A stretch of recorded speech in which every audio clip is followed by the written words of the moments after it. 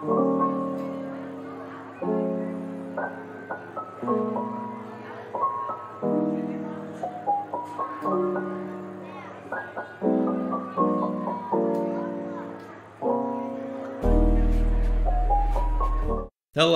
everybody. Hey, friends of the internet, our fellow gamers on Twitch, welcome to Sweatin' Bullets.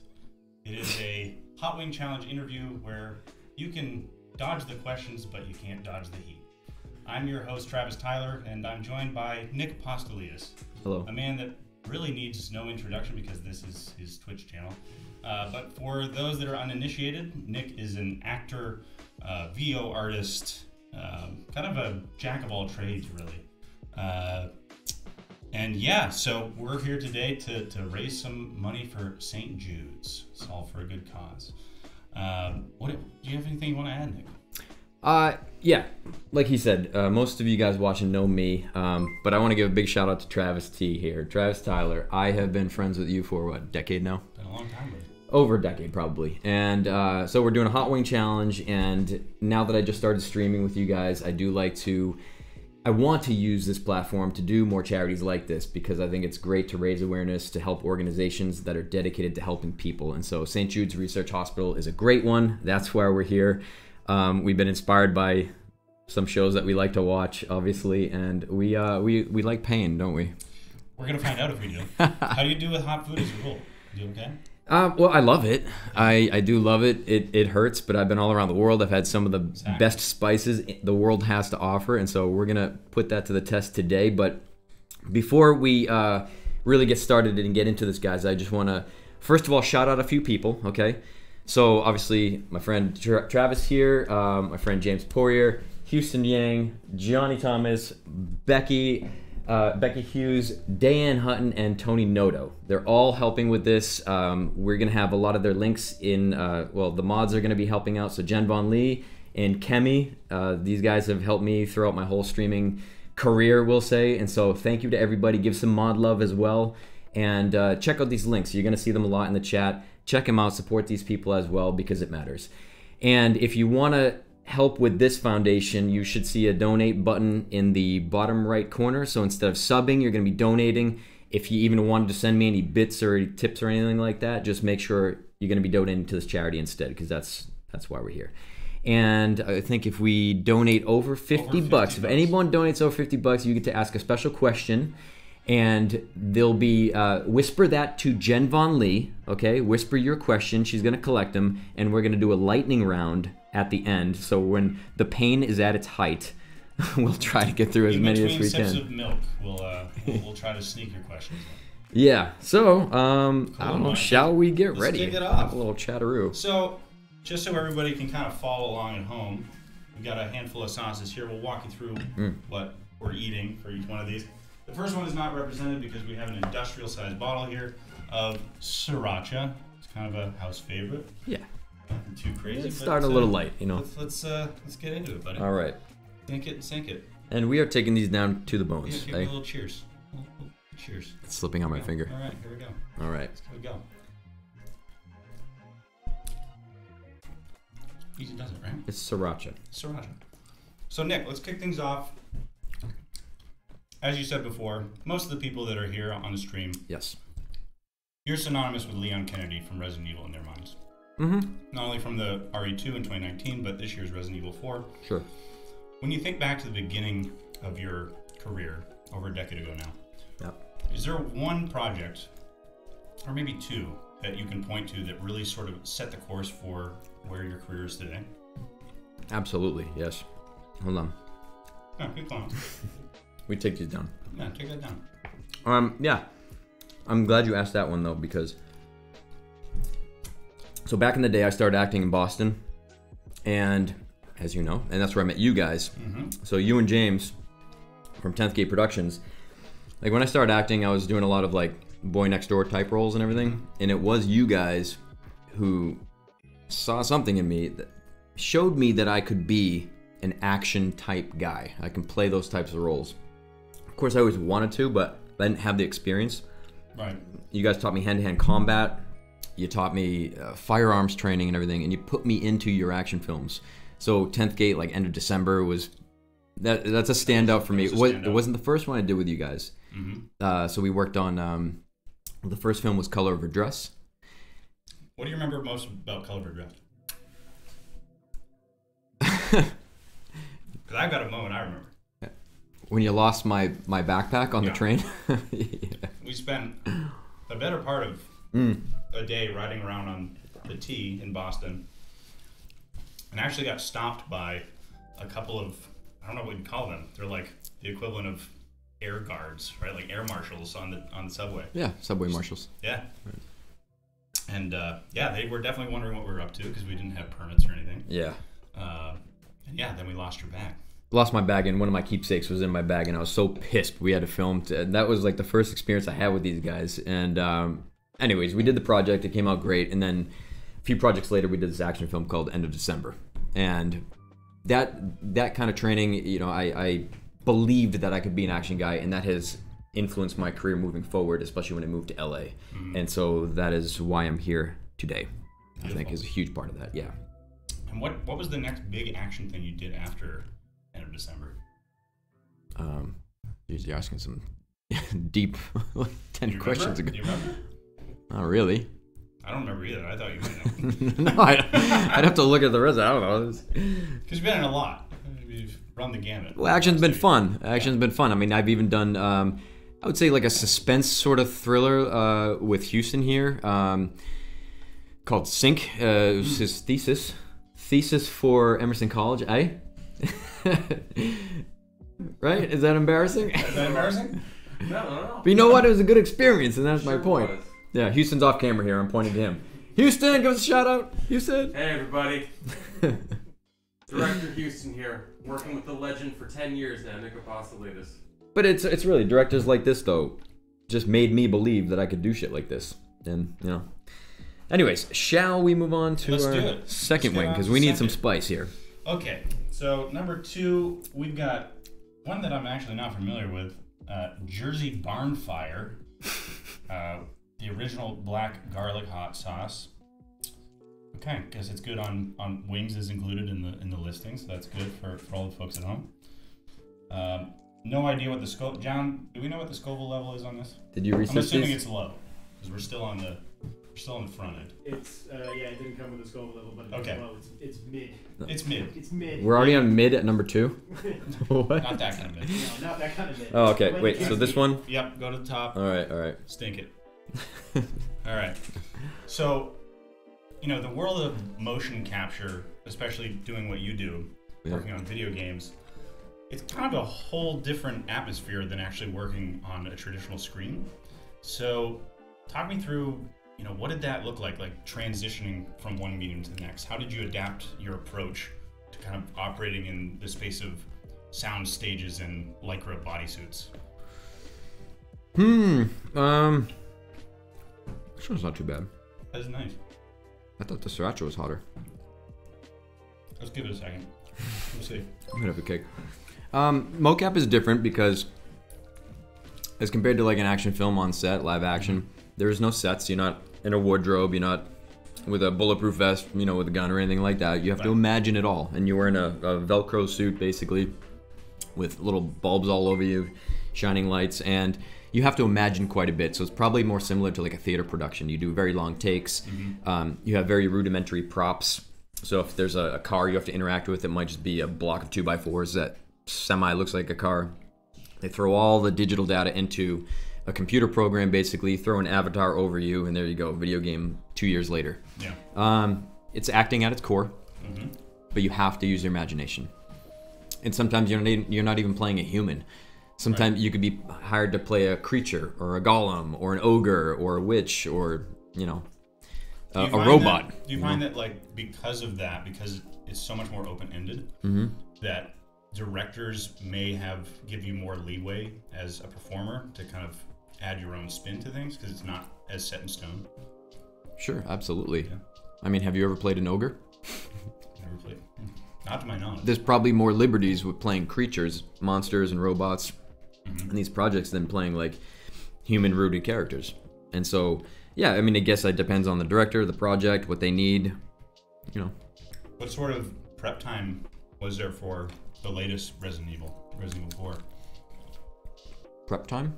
In terms of like, working with the rest of the actors, getting set up for mocap, was it kind of just like diving in on day one? What did that look like? Many of the actors that were on the project, they're my family at this point, my fellow cast. Many of them, did not have mocap experience. So it was new to them. And it was interesting, like seeing them adjust. Yeah. You had like little hints and everything that I've shared with them that I learned along the way after a few projects. And, they all got it. It was just, we had a good team, a really good team in Vancouver, Beyond Studios, and Beyond Capture is their name. And then we had a great production team. Steve Kniebly was the cinematic director. We had Hiro Masuda was our producer. So we just had the right people involved, and it was a really smooth process. Nice. It took about 2 years to film. That's wild, and all in Vancouver. Yeah. Awesome. What do you think of number 2? Still think Sriracha was hotter. Sriracha's hotter? All right. Well, we haven't flipped. Well, we take them down to the bone. That's it. We're not leaving anything on the table. Nope. Shall we move on to number 3?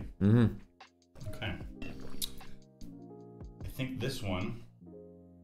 Okay. This also. We ended up with some real XL bottles here, which is why it's not represented on the table. You all probably know Valentina. Sort of just run of the mill, like the salt and pepper on the table. These aren't too bad so far. It's not too bad so far, but here we go. Let's take it. Beautiful. These are not so bad, but I think we're in for a rude awakening here soon. I'm trying not to get cocky. I think the way that they set this up was so that we would feel comfortable, right? I think so. We're just walking in the park. It's not going to be a walk. We're not going to know when it hits you. I don't think so. So, obviously, you've been a gamer for a long time. I know that. Long time. You've talked games many times in the past. Where would you say that interest in video games as a whole came from? I mean, was that from you directly? Because you have 2 other brothers as well. Was one of them into games first, or was it you, and they sort of followed your lead? When I was about 5 years old, we would sleep over at my grandma's house, and she had an Atari in the closet. Nice. We'd be playing Atari back in the day. Pitfall was probably my first video game ever. And then I think it was my aunt Laura. She might be watching the stream. I think Laura bought me a Nintendo, an NES, around 1990 maybe. And I just fell in love. I don't know, I started playing Mega Man, Mario, all those games. And it was like my best friend. That was my best friend growing up, and I would just play that incessantly. My older brother wasn't into it as much, but that's all I kind of did. Right. And then when my younger brother was growing up, I got him into it as early as I thought was appropriate, like maybe 5 or 6 years old, and I started him on Mario on Nintendo while I was playing PlayStation 1. I started him at the beginning. He had to know the roots. He had to know where it all came from. Exactly. So, we bonded a lot over video games, like, in our lifetime, and we still do with my cousin Garrett. Like, we all still play. My cousins Bianca and Steph, we used to play. And I don't know, there's something about them. I mean, look, most of the guys watching this, like, you're gamers, like, you play, or you're like watching people play and stuff. I know you love video games. We squad up and everything. We play some Call of Duty, play Rocket League. It was you guys that got me into first-person shooters. I wasn't huge into those at the time, so I don't know. There's just something about it. I enjoy playing games by myself. Yeah. But I also enjoy the co-op. And I wasn't even a co-op guy. Excuse me. It's already coming up. Oh, easy. I wasn't really a co-op guy until I started really linking up with you guys online. Well, I think we always realized as a group, right, that we're bi-coastal, right? You guys live over here. We've got some friends on the East Coast. It's the easiest way to kind of create that community. James wanted to play with me so bad that for my birthday one year, he bought me a PS4 just so I'd play video games with him. Thank you, James. I think he might have done that for all of us at one point. He bought us all PS4s. Thank you. Thanks, James. It definitely is a way to bond over those shared experiences. And even with something like a Resident Evil where you're playing it by yourself, you still bond over it. You're still bonding over it. Because it's survival horror and you got to strategize together. Exactly. And But- you're living that same experience. Oh, what do we got? We have some an big update. donations already. $50 from Loop13, 13? from Insomniac Zan? Zan, I think it is. Oh, thank you so and much, guys. We're over 250 now. Over so 250. Thank you, guys. That's huge. We're only on wing 3. Oh, and wing 3. We got a long That's ways to huge. go. Make sure you send your questions to Jen Von Lee, okay? And we'll address those when the pain is really bad. But I do want to say, though, one of the reasons I started streaming is because, especially during the pandemic, I was a part of some charity streams. I think I even linked up with you, Day. I think that's where I met you guys, really. And I realized how important it was for people who were otherwise isolated to be felt like they were part of a community. And they are. Like, you guys, like streamers and content creators, they create communities for people to hang out in. If it's not safe to go out, if you're not comfortable going out, if you don't have the luxury of having a ton of friends where you live, that's the place to hang out. And it's, creating a really safe space. That's another way to bond over video games. That was our way of going outside during the pandemic, going our Call of Duty nature walks. A couple times a week. We lived in Verdansk. We lived in Verdansk. That was that was the spot. Yuri never left. Yuri never left. Yuri, shout out to Yuri. Shout out to Yuri, one of our squad members. Hope you're out there, buddy. Not too bad so far, right? I think we're doing This is okay. not bad. We got like a nice little low grade hum going. Beck, I think you're being nice to us. Yeah, she's being sneaky. I'm lulling you into a false sense of security. Yeah, feeling safe. Like, False that's sense of dangerous. security, yes. Shall we move on? Let's move on. What do we have do it. next? All right, next we have It's this green looking one. Hellfire Detroit Jalapeno. It sounds a little scarier. The names are getting The scary. Scoville units are, we've got a pretty broad range here of 2,500 to 8,000. I don't really know if that Do you have helps us. any Scoville readings for these guys? It's more than Valentina, the Hellfire one. It's more than Valentina. That's why it's next. Beautiful. Okay. Okay. Well, let's, yeah, This is the green one. Yeah, yeah. Okay. I feel like it's a little more dangerous looking. Okay, let's see what this is about. Are you waiting for me? No, no. To I'm just- do a taste test? Not bad. Diego Source says nuclear waste chicken. Yeah, that's the green. Yep. That's a good one. These aren't too bad yet. So, I'm feeling pretty confident right now. okay, here's a bit of a left field question for you, Nick. Okay. So, before acting, Yeah. you worked in hospitality for a while. Yeah. You were Mr. Hotel. Yes. How did that experience working in hospitality kind of help you to get a sense that you might have a future in entertainment? Okay. So Actually, for context, give everybody kind of a rundown on how long you were working in that space.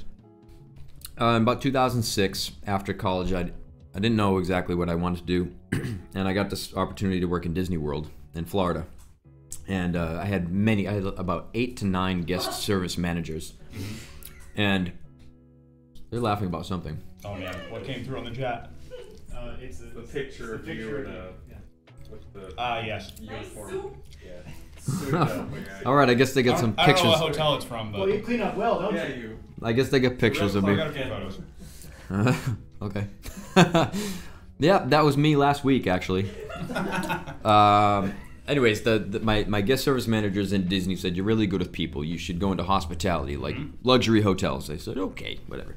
So I got a job as an executive level concierge. I would take care of people on my floor, the club level, and just make sure they had a good weekend or week stay or whatever. And I heard so many times over the course of 3 years, people who knew me well, the return guests, new guests, they would always ask me if I had ever tried acting or if I was an actor. Okay. My answer was no, and they said, well, you should give it a whirl because you're very genuine when you speak. You have honest eyes when you speak. They said, that's all acting is. And I said, okay. After I heard that 50 times, I started auditioning for student films. And after a little bit of experience, that's when I met you guys. And so I quit. I liked what I was doing. I quit the corporate world, and I went from making this much money to peanuts in the independent film world. You know what the grind is like. And I just fell in love. And after 3 years of learning what I was or wasn't on camera, got my experience, got my confidence, I moved to LA and I've been there for 10 years. That's been 10 years now?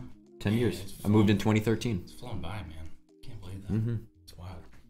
But yeah, it sounds like, I mean, even though that was totally separate from the world of film, like there was some indication there to you, like enough people talking about it that I should probably take this leap.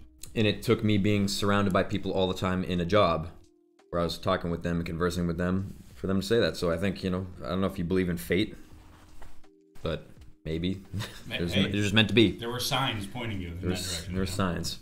Love it.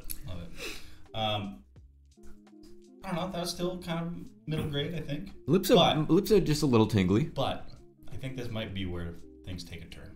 Do you think so? I think it might be. Just based on the color of this wing. It looks pretty red. This will be the color of my insides. Yeah. So now we have Bulldog. Spicy, it's actually called spicy chicken. Oh no. Bulldog hot sauce. This has an artificial spicy chicken flavor. So it's almost like we're having 2 times the chicken flavor. Chicken squared. All right, let's see what this one's about. Yeah, this is code red. Cheers. A little scary. All right, what else you got for me, big guy? What? Do you think? We're still cruising. We're still cruising. You feel it though? Yeah. No, not yet, but I feel like we're still cruising at number 5. Yeah. But it's not too bad. Yeah. We're not up in the high RPMs yet, I don't think. No. Okay, so this one's getting there. Yeah, I was gonna say, it's starting to creep up on us. This one's building. So, this is a little bit of a deep dive for people that maybe have gone into your background a bit more, but in the 2016 short film from 10th Gate Productions, Relapse, you play, I think it's Resner? Yeah, Resner. Yep. Ex-CIA operative. Yep. Is it true that you were taped to a chair for over 3 hours for most of that production? 3 hours? Every day that you were there. I think it was more than 3 hours. Was it more than 3? My body temperature was plummeting. I chose to stay there. This was filmed where? This was filmed in Boron, California. Oh, this one's creeping. This is creeping. Tell me about it. We filmed it in Boron in a deserted, what would you call it? Like a... It was like a hangar or something, right? Hangar? No, this was like a village. Oh, it was a full village. You were there, weren't you? I wasn't there for that one. Oh shit! Who was there then from this production? That was James, Gabe. What's up, Gabe? Yeah, Gabe's here. Shout out to Gabe. He's in our squad too. Gabe. Gabe, hi. Gabe Cass, we love you. Geez, it was like a square half mile of abandoned buildings, and like currently, maybe it was like a hospital facility, like a community around a hospital or something, and now they use it in like training drills for like military or something. Just abandoned, completely abandoned. And geez, what was the question? So I was taped to a chair, and so we did an action film called Relapse that was almost like a soft sequel to End of December. Right. Loosely attached. And yes, I was a hostage victim, basically, that the protags, Gabe was the protag, and he was trying to save me and rescue. He was dragged into this mission, and I was getting tortured, and I was taped to this chair in this cold basement, and that was basically my whole part in the film, but it was complicated and really intense, and so I preferred to be in the zone, and as a method actor, taped to this chair, getting beat up as he switched shots and everything like that. And I think the last day I was tied there for so many hours. You'd be feeding me water and stuff, but my body temperature was plummeting. And I remember when we wrapped, I think James gave me a Snickers bar, and I said thank you. And I just got in my car, put the heat on, and just drove right home because I was exhausted and I was freezing and shivering. And yeah. Does that, in terms of productions that have been a little bit on the more harrowing side, does that take the cake, or is there another one you can think of where you sustained more injuries, or just had a harder time day to day on set? I would say probably the stupidest thing I ever did was in Houston's project. Houston, where are you? Where'd you go, Houston? He's off in the hall. Here. Houston, you should get over here for this. Yeah, we need your directorial. At least get in my eye line, because you'll remember this. You can be on camera if you want. In Houston's project, I feel like he remembers this. Oh, he remembers this. This was literally, anyone watching, don't do this. I'm serious. I almost got, not frostbite, hypothermia in my limb. So we were doing this film and we had to wrap it up, and there's this one scene as we were getting closer to the dead of winter in Boston, Massachusetts. He needed me to jump in the Charles River for a scene. Now, jumping in, the day we did it was like maybe mid-November, and it was about 19 degrees, I think, the morning we did it. We had to do it early morning because we had a toy gun for the scene. Okay. In the middle of Boston, safe. And as it was, we didn't want to push this back because as it got closer to December and January, it's just getting colder and colder. Right. And so he said, It could have been really dangerous. You know? It could have been, yeah. And he said, you got to jump in the Charles River. I said, great. And he said, but also we need to do like 29 setups after that while you're wet, coming off the dock. Now I didn't. You're just a popsicle at one So point? and I said, the scene starts. You're climbing out of the river. So what are you gonna do? right. And so we had to do all these scenes on the dock. And I said, well, how long you talking? He's like, if we really push, like maybe 45 minutes. And I'm like, so you want me to be soaking wet in the middle of the winter in Boston in the open air 45 minutes? I said, okay, we're gonna do this. And you know what? Kudos to him. He jumped in with me. That's a yeah. He jumped in with me. He didn't want to do anything. He didn't want to ask me to do anything that he wouldn't do himself. But I said the stipulation was this. I said have the PAs surround me with blankets in between shots and takes. And I had them go to Dunkin' Donuts and fill up the box of Joe's with just hot water. And so I was pounding hot water in between takes, and my body temperature again was just like going through the floor. And after we were done, I was just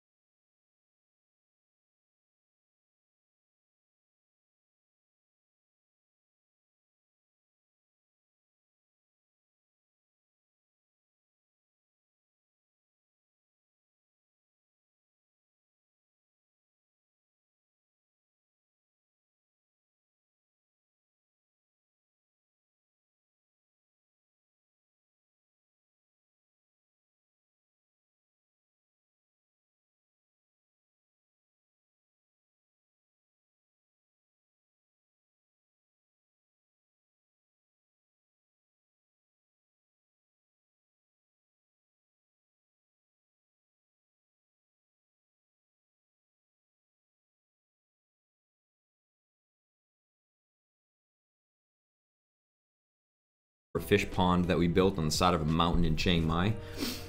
I know Johnny just got back from there. It's beautiful. The people are amazing. They call it the land of smiles for a reason. I think hands down that is the best cuisine that we've had on that show all around the world. Like 32 countries maybe on that show, and Thailand takes the cake. Wow. The food is amazing. The people, they were so appreciative. They all are, but yeah, that was beautiful. I would say Thailand is stuck with me. And one that has never left me almost in a bad way, as far as discomfort goes, was the Amazon jungle in Bolivia. That is one place I will never go again. Humidity through the roof, yeah. You couldn't pay me to go back there. There were thousands of species of animals and bugs that wanted to eat me and kill me. It was very uncomfortable. The humidity made Florida seem like the Sahara. It was just 110 degrees, full sun every day, 120% humidity, and we just sweat our asses off. I mean, it was very uncomfortable. Like, humans are not meant to be in the rainforest in building projects. So, among those projects, which of those would you say was the most complicated to build in terms of like the timeline you guys had? Again, that's a really hard question because so many of them came down to the wire.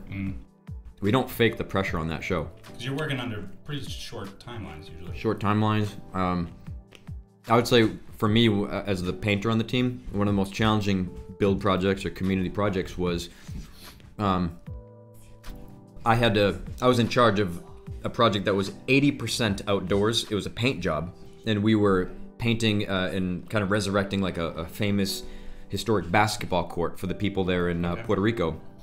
It was very symbolic to them, and it was destroyed by their weather, the earthquakes, and everything.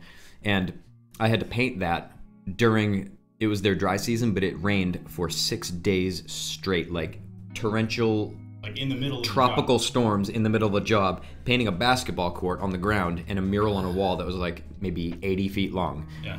And repainting everything around there. So to do an exterior paint job in the rain in 6 days, insane, unheard of.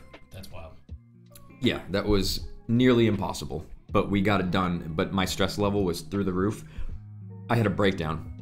And at the end of that, I just literally collapsed because like the mental stress that job, the success of that job was kind of on me as the painter, and it just rained like nonstop. And I'm sure part of that pressure too is, you know, you're doing this as like a humanitarian good for these people. So there's the stress of that too. It's not just getting the job done, but you don't want to let them down either. Of course. Yeah. That was not bad. That was honey. I feel like you kind of gave us a little break there, Beck. I appreciate it. Oh, we got another Insomniac Zan, another $50. Well, thank you so much. Thank you, Insomniac. I hope you get 2 questions. He's gonna dominate the lightning round. I think so. Yeah. I like this little clean. You're doing a much better job. Yep. This orderly here. I'm going for more water. Yep, get it. That was a softball one. That honey one was delicious. You want some more water, buddy? Yeah. All right. So, I think we can. Yeah, let's move on to number 7. There you go. Thank you, sir. All right. We haven't pulled out the milk yet. Haven't pulled out the milk. Haven't had to. We're doing all right. But I see some thick ones coming up. Yeah, there's some thick ones. Okay. So next up on the hit list, we have Angry. Oh boy, this is gonna be bad. Dreams of Calypso. Angry Goat Pepper Co. Dreams of Calypso. They're private reserves, so you know it's good. And don't know if we've got a Scoville rating on this one, but yeah, it's got yellow number 7 in it, so it at least looks dangerous. Okay. You know what? This one's looking a little lonely. I might put a little extra on there. Okay. I might just do that. Why not? I don't know what this is like, Becky. Beck, dabbing it up, yeah? Thumbs up? Okay. Next favorite. You can handle it. We can handle Do you think so? Yeah, let's give it a go. All right, so. Give a couple nice little. Oh, that's liberal. Okay. I'll join you. We're going big. We're going big, buddy. Put a little extra love on there. What'd you have planned this afternoon? Not much, buddy. You might want to cancel. It smells. It smells hot. It smells hot. Okay. Take it. Here we go. All right.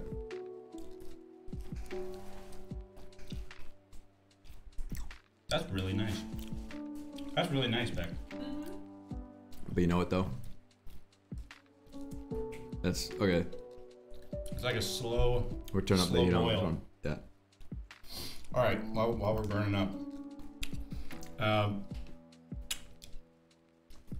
I know you as, and most people in this room know you as, definitely like a classic metalhead. You love metal. Yep. So Johnny's laughing over here. I don't know what you guys posted, but what's in the chat, John? I just heard James is laughing because Yeah, they're turning James up laughed the real loud. red filter on me. Oh man, we're getting red. So a handful of years ago, you worked with Killswitch Engage on their Always music video. yeah. Talk me through that experience because it's an interesting project.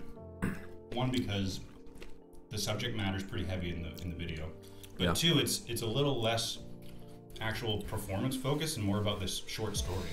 Yeah. So how did that all pan out? How did you get that job, and Oh, what did that look like? One of my good buddies, Mike Pesci, a fantastic director originally from the Boston area. He's another one of those guys that showed me early on. He brought me in a certain direction. He's got a crazy vision. Mike's doing some really good things. He's out here in LA now. He's got a really successful podcast, in love with the process. And I was friends with him. We did some small projects together. And then he had this music video come up, him and Ian McFarland. And this one's good. That is good. Let's see. Killswitch was they're a great band. I like them. I enjoy their music a lot. And this story piece came with their music video Always, and Mike knew me. He asked if I wanted to play one of the characters in it. Stories about kind of loss, acceptance, and moving on. And that hits home with a lot of people. A lot of people watching, like, in my life, we have all dealt with that stuff. And so it was very near and dear to my heart. And that was, yes, less of like a scripted thing and more of an experience. I got to act with one of my buddies who I knew, and so like the chemistry was there already, and we were just hanging out and just kind of grieving through some personal stuff in our own lives. And it was just a really touching project. And the comments that still to this day, when people watch that video, they're always hit like, strikes a chord with so many different people. And so I always like to be a part of projects like that. It's a super powerful piece, honestly. It's really held up. Was there any other projects that stand out to you as like kind of resonating emotionally in that same way? I realize these questions get harder. You're under duress, yeah. Yeah, I'm starting to get a little hot. I don't want to rub my face now. Yeah, don't rub your face. There's so many, I just haven't really... If you had to pick one. For the emotional impact? Yeah. I'm not good at these types of questions because it takes me a long time to think. Or I guess let's think. Oh wow, we hit 500, folks. We're at $500. 528. 528. Okay. That's amazing. Thank you, everybody. Thank you. Really appreciate that. Or I guess let's think about like a project that you didn't expect it to resonate with you in the way that it did. That's a good question. Shit. Can we come back to that one? We can come back to it. I wanna. Yeah. I wanna think. I knew about I'd stump you with something. Yeah. Had to. All right, let's keep it moving. Let's do it. What do we have next? Okay. This, I think, is officially where we have turned a corner. Do you think so? I think so. I think this is the point of no return. Okay. So you can get up and walk away now, or we can open this door. We're in it. Okay. So next up, we have. Oh Jesus. Torchbearer garlic reaper sauce. It's it's a scary looking label. This has Carolina Reaper in it. Okay, I'm familiar with that now. I've had I would travel with my buddy Cody around the world, and we'd put the Reaper powder on a lot of stuff. Oh, so you've danced in these waters before? Yeah. Okay. Are you gonna sauce up more, or are you gonna stick with this Beck? Should we sauce up more? I might do a little. You know what? Handle it. Okay. We're at number 7. We're at number. There we go. We're at 7. I mean, we only have 3 more. I only have 3 more. So we're gonna do it. Okay. I mean, that's a lot. Okay. All right. We're gonna go sauce for sauce here, pal. We're gonna go sauce for sauce. I'm going drippy drips here. You can see that. Oh boy. Are you starting to feel a little out of body at all? Not yet. No. Not yet. Just me then. Okay.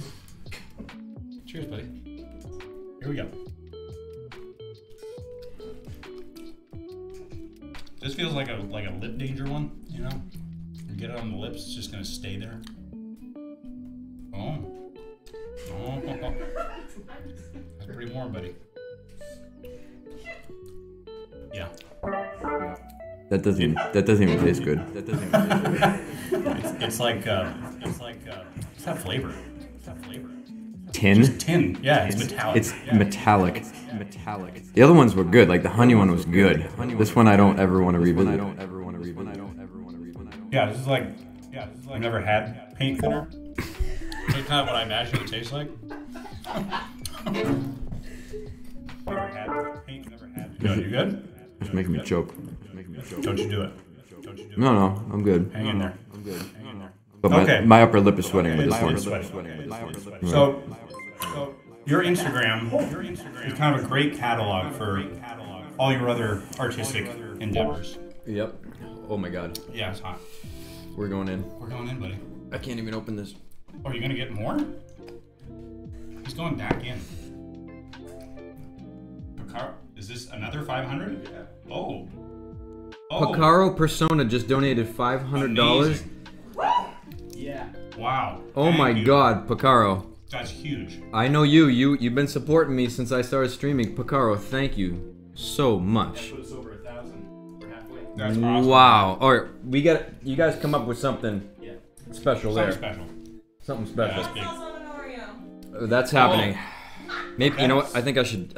Yeah, maybe hold off on that if we got an Oreo coming. All right, we're gonna hold off because this is hitting me. Yeah. All right, Picaro. We'll think it up for you. Thank you, Keep Picaro. doing this. Okay, so All your right. Instagram kind of serves as this catalog of all your artistic endeavors, Yep. including a lot of the cosplay that you do as Leon Kennedy. Yeah.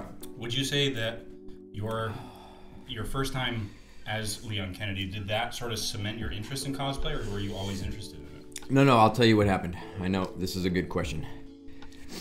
This is creeping up now. I went to my first con ever was maybe this little one in Pasadena, little convention. Not many people, and that was the first time I sat at a table. I was meeting people, and I saw all the cosplayers in that convention. I'd never been to a Comic-Con really before, and I saw the people's passion dressing up as their favorite characters, whether they're movie characters, Darth Vader, anything, you name it. Pokemon, all that stuff, like Link from Zelda. And people were just so happy, and like they were coming out of their shell, and some of them like made their own costumes, and they were homemade, you could tell. They're awesome.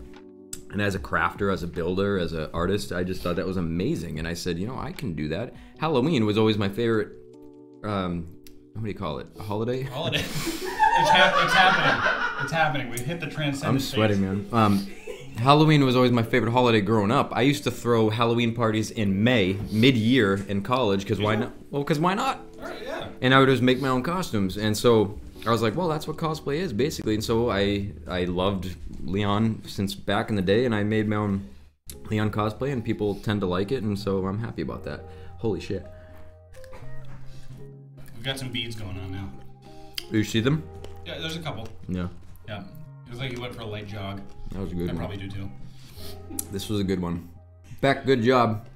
Have you cosplayed as anybody outside of Leon Kennedy? Not cosplay, no. Yeah. But again, Halloween is, you know, there's a lot of similarities. Wow. Favorite costume growing up? Terminator. Oh. I was a Terminator when I was like 7 years old. Would you paint yourself? I had someone in my family face painted myself, and also I had a leather jacket and a gun. What else do you need? No. What else do you need? Ghostbuster. I was Egon Spangler. That's a good one. I made my own broke down pack with a backpack and Legos. Well done. This is the point where Oh my god. we're struggling through sentences. Yep. Now I'm choking. I feel like they've got a great filter going on your face. You probably do. Whew. Enjoy it while you can. Okay. I think we can move on. No milk yet. No milk. We're keeping it together. No half and half. I think we've maybe collectively had 2 gallons of water though. Yeah. It sort of feels like that. Are you ready? I need, yes. Let me take a moment. Napkin. New napkin. Yeah, I think we're going into no man's land in a this second. This is it, man. The peak of the mountain is very close. Yeah. Okay. Now we have Smokin' Ed's unique garlic. Okay. This has Jesus. 5 flames out of, I'm assuming 5 because it's super hot. Yeah, let's see how it goes. 5 out of how many? Are you dabbing this one too? Are we gonna dab this one? We could. I mean, we could. This one here? It's for charity. This one here? Everybody watching. This one's for Picaro. This is for Picaro. This one's for Picaro. Let's do it for Picaro. I mean, $500. That's unheard of. That's amazing. My lips are. Take it easy on this dab, I think. But yeah, give it a go. Are you gonna do it with me? I'm gonna do it with you. Of course. We're in this. Dude, we're holding hands. We're walking through the flames. I'm not even gonna smell it. Okay. I don't know if my nose works anymore. I think I'm fully singed. You're gonna look like that cat when you leave. Siamese. Jack wants you to dab it. Do it. Oh, we're gonna dab it. Give him a dab. Dude, that's okay. All right. Sorry. That's not a dab, buddy. I feel like you're doubling down here. This one's for Picaro. This is for Gotta do. Carl. This is $500 right now. this is what it looks like. This is what you just bought. This is what you bought. Enjoy this moment. Oh my god. I Okay. think I want to do like a little lather on here. You know, to like coat it. Yeah. All right. There we go. That looks good. All right, buddy. No, wait, Becky, I have a question. Yeah. Would you say this is which one is this now? The last one is that last dab? Oh, that's. The last one is the last dab. Would you say this There's is a reason it's the last dab. Would you say this is like a distant cousin? Related. Yeah. They're close. Related. This is a preview. This is a preview for what. Oh my god. All right, Val. Wait, where's your dab? Dude, it's all over. What are you Oh, talking okay. I just want to make sure. Questioning my dab abilities. I want to make sure you're in this with me. I wouldn't leave you behind. All right, I'm gonna start with the corner over here. Oh, you're going. Okay. Well, so I can. I'm just gonna dive in. I'll see you on the other side. Get that gristle. Get that gristle going. Got the grizzle. Yeah, so we're approaching that realm of hot sauce where That just happened. I think the best way to categorize this is like it goes from levels of flavor to levels of regret. Because we're starting to approach that level now. Okay, do you see what I'm about to do? I'm about to cartoon chicken wing this. All right, you're gonna just clean it. I'm gonna clean that dab right there. Okay. For Picaro. Thank you, Carl. This is your doing. Oh Jesus. I hope there's a real good close-up on this one. Nice clean though. That was I'm good. pretty good at it. That was good. Sat at the table. All right. So we talked a little bit about. How you doing? You okay? You feeling it? Hearing them voices yet? I hear James laughing in the background. Are your ancestors speaking to you? Hey, James not laughing. You know what I'm sitting here. Let's talk about. This was a throwback from Boston. Tell the people about the time we worked together on a magical vacuum project. Oh, strike back. Strike back. I gotta say, that one was not as bad as I was expecting. That was nice. But Hot, but that nice. that reminds me of the time I swallowed a ball of wasabi the size of a golf ball. Wait, hold on. It was a Context. It was a bet. We were at sushi with some friends from back home, and they said Is this one of whoever. those stories where the size of it keeps growing every time you tell it, or was it legitimately the size of a golf ball? This was about a golf ball, and they said anyone who ate it didn't have to pay the bill. And so, Oh, you paid the price somewhere. well, what I did was I put it in my mouth and I just swallowed it whole, because so I didn't want to taste it or have the fumes go up my nose. And what happened was that I was fine. Everybody was on the edge of their seat waiting for me to die, and I didn't die. And I said that was nothing. You know, I had a little burn, whatever. But about 10 minutes later, when that ball went down there, started to disseminate in my gut, came up the esophagus, and I was in don't ever do that. I was in really bad shape.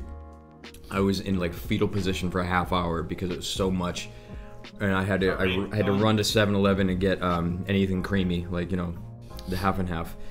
And this is this one lingers. It lingers, but it's not that bad, and I'm just waiting. But right now, my lips right here, the back of my throat is burning. I feel like there's a small like barn fire happening in the back of my throat. That's kind of like making its way through my nose.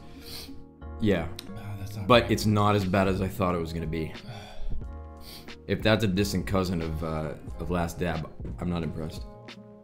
Well, let's one way to find out. Can we talk Strike Vac? I don't even remember now. Strike Vac. What about? Yes, that was not as bad as I thought. So. Was that an expected project? No. I don't think you ever saw it working on something like that. No, that was super fun. I got to act with you. Sure did. You were really good in that, actually. Oh, this creeps. It's coming. Strike Vac. I played a villain that you kill. Yep. You killed me. What if I kill you? I think I just bother your sinuses. And you saved the lady, yeah. our friend Rachel. That was just really fun. I love the effects. James, good nice visual work. Effects with the vacuum. If you guys post the link to Strike Vac, Jen. Yeah, awesome. You guys watched that short film. It's a fun one. Freaking hilarious. We had a blast doing that in your old apartment complex in Cambridge or something. Really good. That was a good time. Yes. Let's do a quick. Actually, no, I'm gonna save that question. Save it. Yeah, let's just move on. Okay. Let's go on. I think we're doing fine. Look, at number 9. I think we're doing too fine, maybe. We're doing too fine. I feel like we should really, it's the last wing. I think we should just get into it. I think we might need to take an Oreo break. We might need to do a hot sauce Oreo. So for the uninitiated on this stream, hold on, we're at 1,078. 1,078 total. 1,078. Thank you everybody for your support. Even if you're just hanging out with us today, thank you so much. Appreciate it. Yes. Yeah, for the uninitiated that are on the Twitch stream that don't know Nick all that well, to say that he has an obsession with Oreos would be a vast understatement. I'm honestly surprised that he doesn't have a sponsorship from Nabisco at this point. Working on it. Maybe this year, now that I started streaming. But yeah, let's bring out the Oreos. Let's have a little sweet treat. I'm sure it goes great with hot sauce. We're gonna do this. All right. There you go, buddy. What are we going for? You know what? Let's have Picaro pick the hot sauce. There we go. Now it can't be Last Dab because we haven't done it yet. Any one before that, Picaro's is on you, buddy. Let's see. I want to scratch my head, but it'll be a little hot. This is the area that gets you. You know? All right, we'll position the bottles. Oh yeah, so for the range. Yeah. All right. Okay, Picaro, it could be you. any one of these, friend. Yeah, so there was a honey one. Show him the honey one. Oh yeah, that's the middle one. I vote whatever the honey one was, he says. Oh, that's very kind of you. That's a softball. Thank you. Very kind. This was delicious. Actually, we're going sugar on sugar. Props to that. Yeah, that's a nice pairing, honestly. Okay. I do you, you do me. Yeah, it's great. I need a little shake. Yeah, this is a. Hold on. Oh, this is the crystal one. This is the sticky one. Hey, you know what? We're gonna go like this. Are you gonna do top off? Yeah, there we go. Come on, buddy. Come on. Come on, buddy. What if this turns out to be like your new favorite way to eat Oreos? There you go. That's yours. Wow, look at that. That actually looks nice. All right. Make sure the same here. Okay. This is a softball. Thank you. It is. This is. Like I said, it's sort of just dessert, you know. It's just yeah. Hot ones do what they were doing with this. All right. Whoa. That ought to be. All right. We're going in. I'm going in hard. Here we go. Cheers. Thank you to everybody. Thanks, Thank everybody. Not bad. That'd be good on ice cream. I've eaten well over 4,000 or 5,000 Oreos in my life, and this was the first like semi-spicy one. New territory, man. Yep. Nabisco might need to get on that. That's a lot of sugar. Yeah. Mm. I don't know if it Okay. that with this place, but all right. That was a nice little reprieve. Uh, How you feeling? I'm feeling I'm like we can keep going. Keep going. All right. And I'm feeling like, because this is the last one, we're gonna have to go in. Maybe get like 2 ramekins. Sure. Because they're naked. There's milk in the fridge. I don't know. Give us if you could, like a little like ramekin What are you for donkeys. Oh, you want to do a little dunk? Ramekin for a dunk. I think we're doing a dunk action here. You insist. All right. Okay. Okay, I see where you're headed with There this. you go. Oh, this is your water. Here we go. Here we'll do. Wait, you want to do like a full coat? Is that what you're thinking? I'm doing like maybe dunks. Dunks as you go? Yes. Okay. This Dunks- is an interesting dunks as we switch go. up on the format. Let's give it a try. So this is it, huh? The last dab. This is it, pal. Was your visit to the top of the mountain all that you dreamed of? I feel like this is the equivalent of you sliding down the opposite side of the mountain right now. Well, You're skydiving off the top. we gotta go big. There you go. Okay, all right. So we got this for dunks. Oh, and I don't know if we talked about this sauce yet. This is Last dab. actually called the last dab. It is a XXX sauce, heat level 10 out of 10. I think that this is some sort of Frankenstein of peppers. Yeah, I think it's gonna be an experience. That's what it's gonna be. And if this Something one like that. and if this one doesn't do us in. Oh wait, you dabbed on top too, didn't you? Yeah, Joker loves HQ43, another $50. You know what to do. You give that question to Jen Von Lee, All right, and we're gonna keep going as long as these questions happen. So Are you gonna do a first bite and then I'm go gonna do back a in? first bite and then do a Dunkaroo, and my hands are shaking at this point. Okay, here we go. Ready? It's been fun, buddy. It's been fun. Here we go. I'm going slow in this one.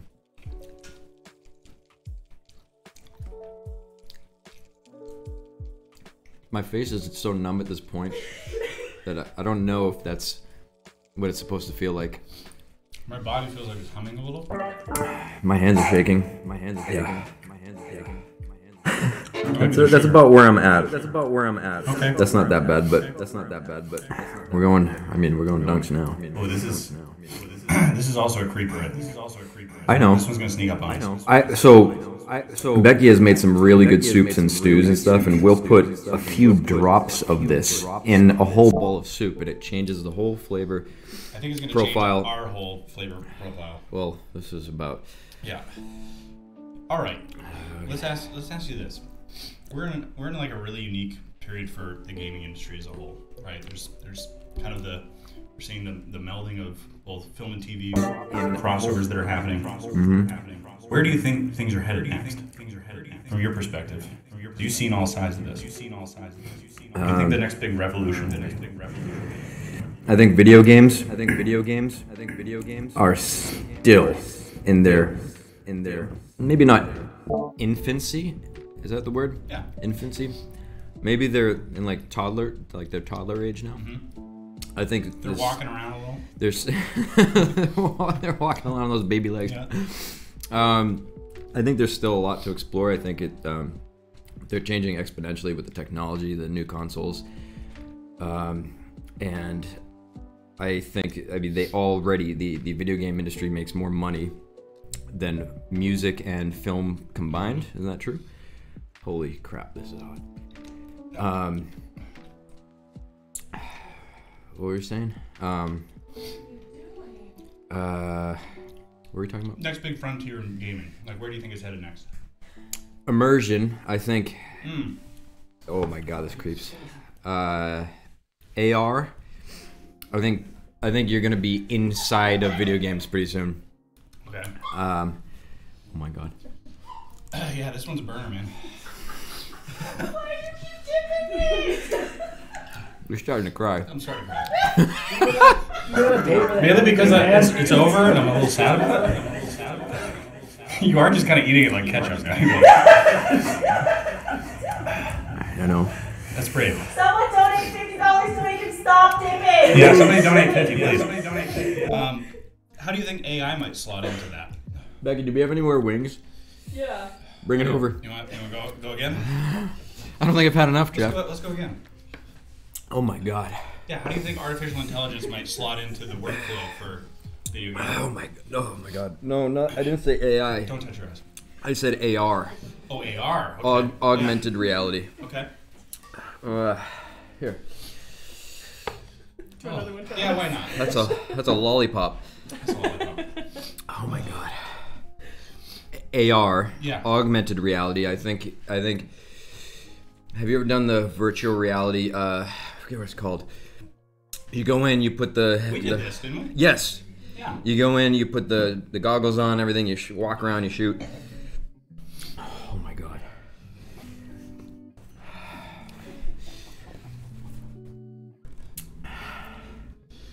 Oh my god. It keeps coming. We have half and half. There's kind of like a freight train.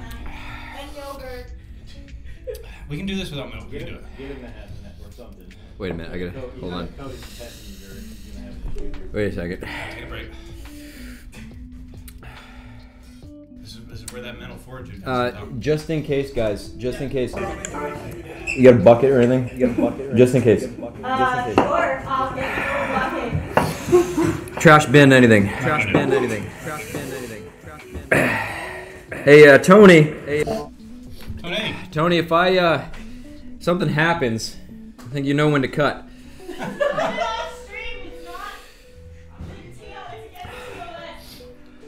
Oh my god. It's coming, buddy. This is the top of Spice Mountain. How's the view?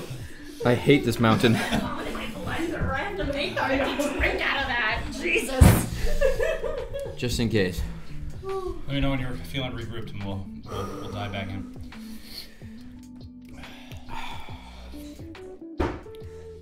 For the folks at home, it really is that hot. It's pretty hot. Oh shit. How are we looking over there? Give me a comment from there. Let's hear what people are saying. If you need to channel your inner Leon. Oh my god. Somebody get this man a green herb. 2 wings ago was our top comment thus far. Getting ready to die, rookie. Nice. Thank you, Krauser. How are you? I'm hanging in there. I don't think I went donkeys like this guy. But Most of the comments are telling you to stop. Claudetta, I will go mother mode if I have to stop it right now. you ready to keep going? Not yet. I need a second. Pause. Here, let's answer this in the meantime. This is a nice softball question. Top 5 movie heroes. No particular order, just off the dome. Okay. Hold on. This is pain. You gonna put a heart rate monitor on you? I'm having to ask questions in between. One of those little cool moments. Yeah, top five movie heroes. John McClane. McClane, nice. We wish the best to Bruce Willis. Shout out to Bruce Willis. Shout out to Bruce Willis. Everyone give Bruce Willis some love in the chat. Prepping for later. Indiana Jones, one of my heroes. You know, emulated him growing up, and I'll be damned if I don't channel just a little bit of them too when I do my roles. You know, definitely channeled a little bit of John McClane with Leon from RE4 Remake. Mm-hmm. Absolutely, yep. Oh, Katie, thank you. Another 50. Drink milk. She fast today. Your call, buddy. Drink milk now. I think you have to. Oh, Katie, I'm gonna save that for the Save it end. for the end. I won't forget about your contribution. Oh, Katie, thank you for all your support. Everybody go give her a follow. She's an awesome streamer. Thank you, Katie. Appreciate it. And give a good question for Jen at the end. Okay. We've got John McClane. We've got Indiana Jones. Yep. Who else lives in the pantheon for you? You know what? I want to throw in Ripley from Alien. Okay, yeah. Ripley, awesome, badass. 2 more? 2 more. Oh, that's good questions. Oh, wait.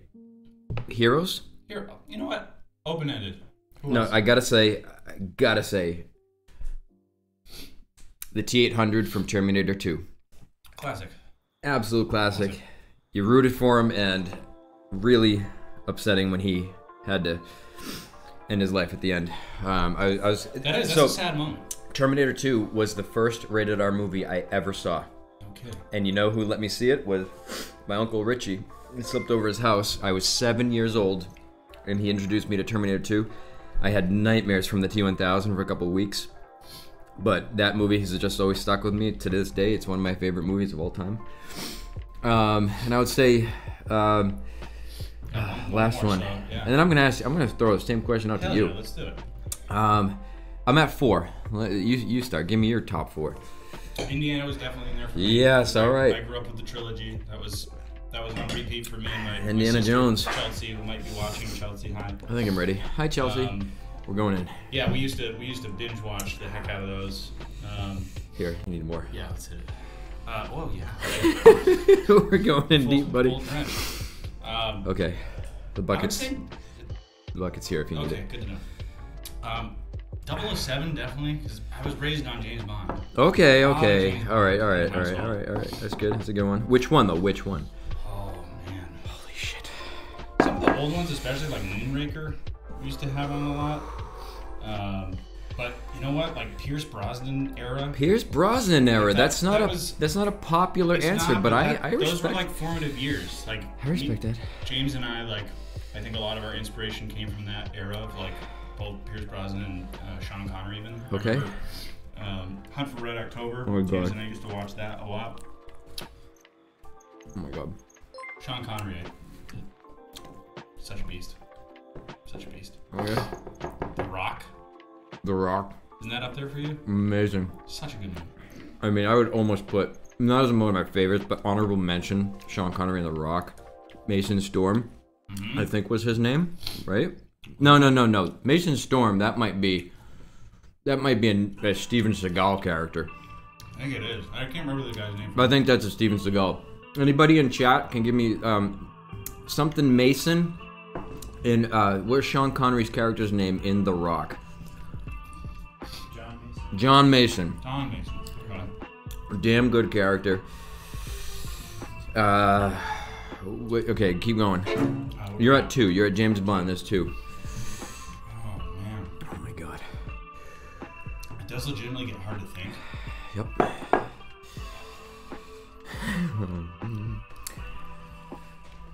another good one. Dude, isn't it amazing when you're in this position? You're like, have I seen a movie before? What are movies? I'm seeing Baby Jesus right now. I have Last Dab hanging from my lip. I have it in my nose. Like, yeah, Tony. Tony. God. That's like fumes now. Oh yeah. It's an obvious choice. But Han Solo. Okay, all right. So you got 2 Harrison Fords in there. Dude, give it up for Harrison Ford in chat. Are you excited for the new Indiana? I am. What are you hoping to see in that? Oh my God. Oh, that was a hot bite. My lips are gone. Do I still have lips? Oh my God. I gotta say, the first go around was worse. It's like getting in a hot tub. You know? It's like getting in a hot tub. You get Yeah. Okay, you're at 3.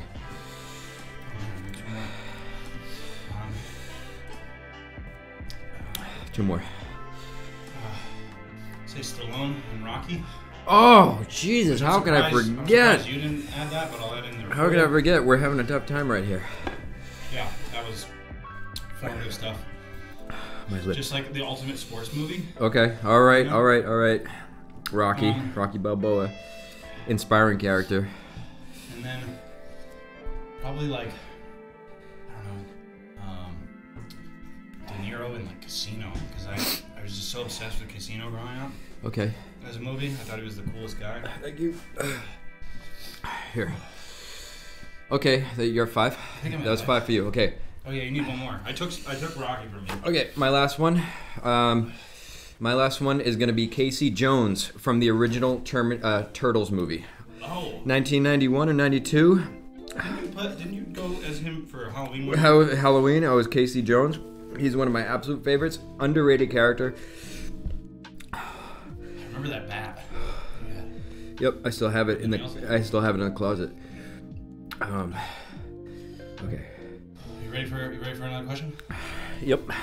Okay, rapid fire. Oh my god. Describe the perfect spanakopita, because you're a Greek man. Okay, for those of you who don't know what a spanakopita is, it's a Greek recipe, spinach pie for layman's terms. Oh my god. You are dripping wet. Ripping. You are dripping. I think you're in worse shape than I am. For a light jog. Yeah. Oh my god. You need a refill? Yeah, perfect. Spanakopita for the non-Greek. Spanakopita is very simple, very good. It's made of phyllo dough, whatever you call it. Crispy pastry, a lot of butter, sweet onions, a lot of spinach, feta cheese, and that might be it. I think that's it. You butter the pan. Yeah. You butter the pan. You put the. This is hard. Bam. You put the phyllo dough down. You start laying it. Rice. There's rice in it too. Where's rice? Tell the secret about the rice. And everybody knows that. The rice, when you make the mixture with the spinach, the butter, the eggs. Forgot the eggs. The onions. You mix it all together. Big bowl. That's the filling. And you put a little rice in there, like a good handful. And it's not for flavor. It is literally to sop up.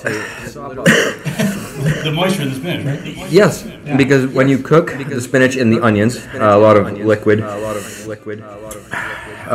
at the bottom. You know, it makes like a pool of green liquid, and the rice stops it up. Oh my god. Hold on a second. I know why. I'm realizing now why hosts that do similar format shows wear coats. Because I think I'm absolutely drenched underneath this. Well, we gotta hold on. Another one, Loop 13 with another $50. Thank you, Loop 13. Loop, Snoopa Loop. Where does that put us at for a total there, John? Thank you. 1283. Oh my god. Whew. Okay, so you butter the pan, you put the rice in with the spinach, sopped up the moisture. Yes, you lay out the phyllo like what do you call it? Like you're kind of like a hatchwork, right? Like a hatchwork, yes. You layer, you butter, a lot of butter. So when you cook it in an oven, it becomes really crunchy with the butter and the phyllo dough, like crunchy, proper crunchy thing. And then you put the filling, and then you kind of repackage it with the overlying layers.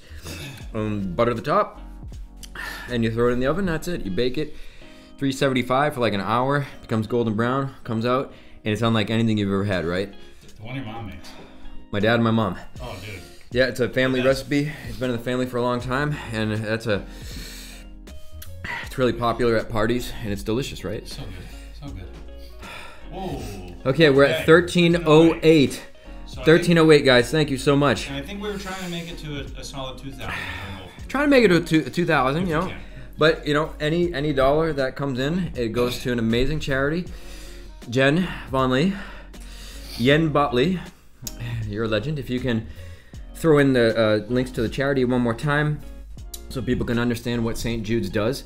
It would be very tough for me to explain that right now. But they're fantastic. Without organizations like that, you know, the world would just be a darker place. And so that's why we like to raise awareness and support them any way they can, because they've supported a lot of people that we know in our lives. We're fortunate to have a platform like Twitch to be able to do something like this. So. And I think we need an Oreo. I think we need an Oreo. Becky, is there any way to fly in an Oreo and maybe possibly some more paper towels? Oh, shit. And I think once we've had our dessert reprieve, we should move on to our lightning round. I don't think we need a break. Breaks are for sissies. This is the break. I'm gonna have one. Just a naked Oreo. Yeah. Naked Oreo. There's some cream in here. So, you're a real aficionado with this, though. I'm noticing this technique. Yep. Yeah, talk me through it. Well, you do the breakaway. No. There is really just no technique with an Oreo, because Thank you, Becky. what I've learned is that every batch is different. Some break apart easy. Some, when you like take off the top with your mouth, the cream goes with the top. Sometimes it stays in the bottom. Sometimes it breaks. It's a wild card. It's a wild card. So there's no rhyme or reason. When I get excited, I'll just pop it in and do the one bite. Are you a dunker? What? You're a dunker of Oreos. You do the milk dunk? Actually, no. No. I don't do the dunk. You're a purist. I like cookies and milk. I don't do the dunk because sometimes when you hold it there, you never know. Like you lose it. Sometimes you lose it, so it's like a fine line. Has it absorbed enough? Is it gonna break in 2 seconds? So what I do is I used to put these in a bowl of milk, like cereal. Whoa. What happened? Well, Blue donated 100, but then Blue? Picaro just donated 700? And now, wait, an additional. Yeah. Picaro. Yeah. Dude. Amazing. And I think we officially. The goal has been succeeded, yes. Oh Guys, my. Just like that. Oh jeez. Just like that. We hit our goal. We hit our goal, guys. Amazing. Wow. Blue, thank you. Picaro, thank you. You are lovely people. You all are. Everyone here just hang out. Everyone in this room. Travis, you're a lovely person. I don't feel lovely. Well, you are, buddy. I love you, man. I love you too. Everybody, we reached our goal, and you know we don't have to stop just because we reached our goal. I think we need because I know. Let's just take a second. Yep. I want to enjoy this. So yes, I would put these in a bowl of milk like cereal. You just throw them in multiple, and just eat them with a spoon when you feel they're ready. They don't break apart. And you know, if they do break apart, there's Oreo crumbs on the bottom, and you just drink it at the end, and that's true cookies and cream. It's enhanced milk. Oh baby, I'm proud of us though. No milk. Oh my God. No milk. That's pretty good. How many lightning round questions do we have? I think he's asking how many wings do we have left. That's also a question. I have a few. Yeah. I don't know if we're done yet, Travis. Should we do I a? have Should a we? self-indulgent guest question. Oh, okay. I have a guest question. Can I celebrity question? Absolutely. Absolutely, Select Day. question. Come on in. Come on in. Everybody, this is Day. She's gonna come ask a question. This is the lovely Day. Slide in. Dayeanne Hutton here. Hello. Nick, what's it like being a part of not one, but two well-loved video game franchises, Resident Evil and Life is Strange? That's a good question, Day. Because I think you're involved in some of that too, aren't you? It might be, but So- I love that you're involved in it too. It's really fun. So, actually, that's I think the first time That's when we met. ever met her was on a stream of Life is Strange 2 when that came out. Hosting for Square Enix. You were hosting for Square Enix, and we met, and we knew James through his girlfriend, and it was like, wait, you're Day that no, and you're James that friends. Yeah. Yep, I was like, oh, you're Nick. James is Nick. That's how it happened. Small world. Do you know that Life is Strange Before the Storm was actually the first game I ever did straight up just voiceover for? First game ever. I don't think I knew that. Yep. So I didn't do motion capture, but I voiced that project, Life is Strange Before the Storm, Frank Bowers, and then I got to also be in 2 and Captain Spirit, The Adventures of Captain Spirit. You're a real scumbag in those games. Yeah. I was a scumbag in those games, but it was fun. I mean, but the Life is Strange franchise is such it's a beautiful series. It's heartfelt. So many people relate to it, and it's got just a growing cult following. I think it started as So small. So small. I mean, like Square Enix released it, but it was an indie company. It's an indie company, but it's a beautiful game. It's not even my style of game that I like to play, but I played through Before the Storm. I played through 2 with you and in Captain Spirit, and I can just see like it's so endearing and important for some people's lives because you can like kind of choose the story, you know. And I used to read books like that. Yeah. Where you could choose your own adventure. Nice. You know, if you choose this, flip to page 17. And so I really get why people like it. And I mean, I'm sure loved being a part of that. Oh, yeah. And you've developed a whole community around it. Yeah, changed my life. Changed your life. Brought awesome people into my life. Look at that. Yeah, Look at that's that. my self-indulgent question. Good question. Oh, that's awesome. It looks like, Nick, it sort of looks like you've been eating a lollipop. Like this part of your chin's red. Is it red? I think mine is too. Am I red? You got lipstick on, man. Yeah, a little red. Alright, so we had a little dessert break, which was nice. Yeah, that was nice. Do we want to revisit the top 3 for these lightning round, or do we just want to keep it at the last dab and keep the heat up? I'm good to go if you're good to go. We just want to stay. We're gonna polish this thing off. I think we're gonna polish it off. All right, Beck. I think we need probably 3 more wings, 4 more wings. Maybe. You have 5 left. Perfect. Well, you know what? Put them right here. I am extremely concerned. Tell you what, you do 3, I'll do 2. That way you can keep the heat up.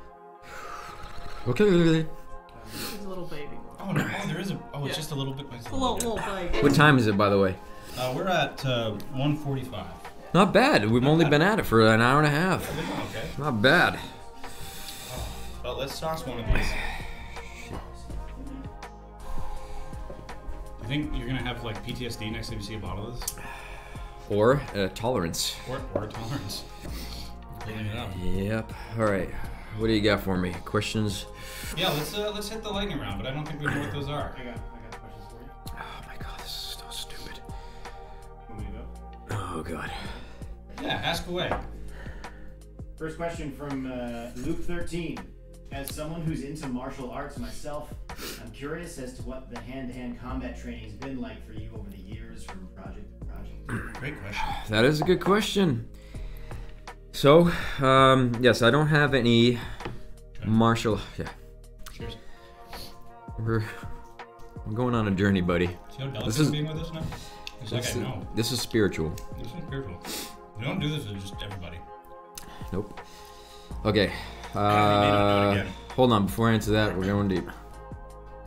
Clean it. Why not? Oh my God.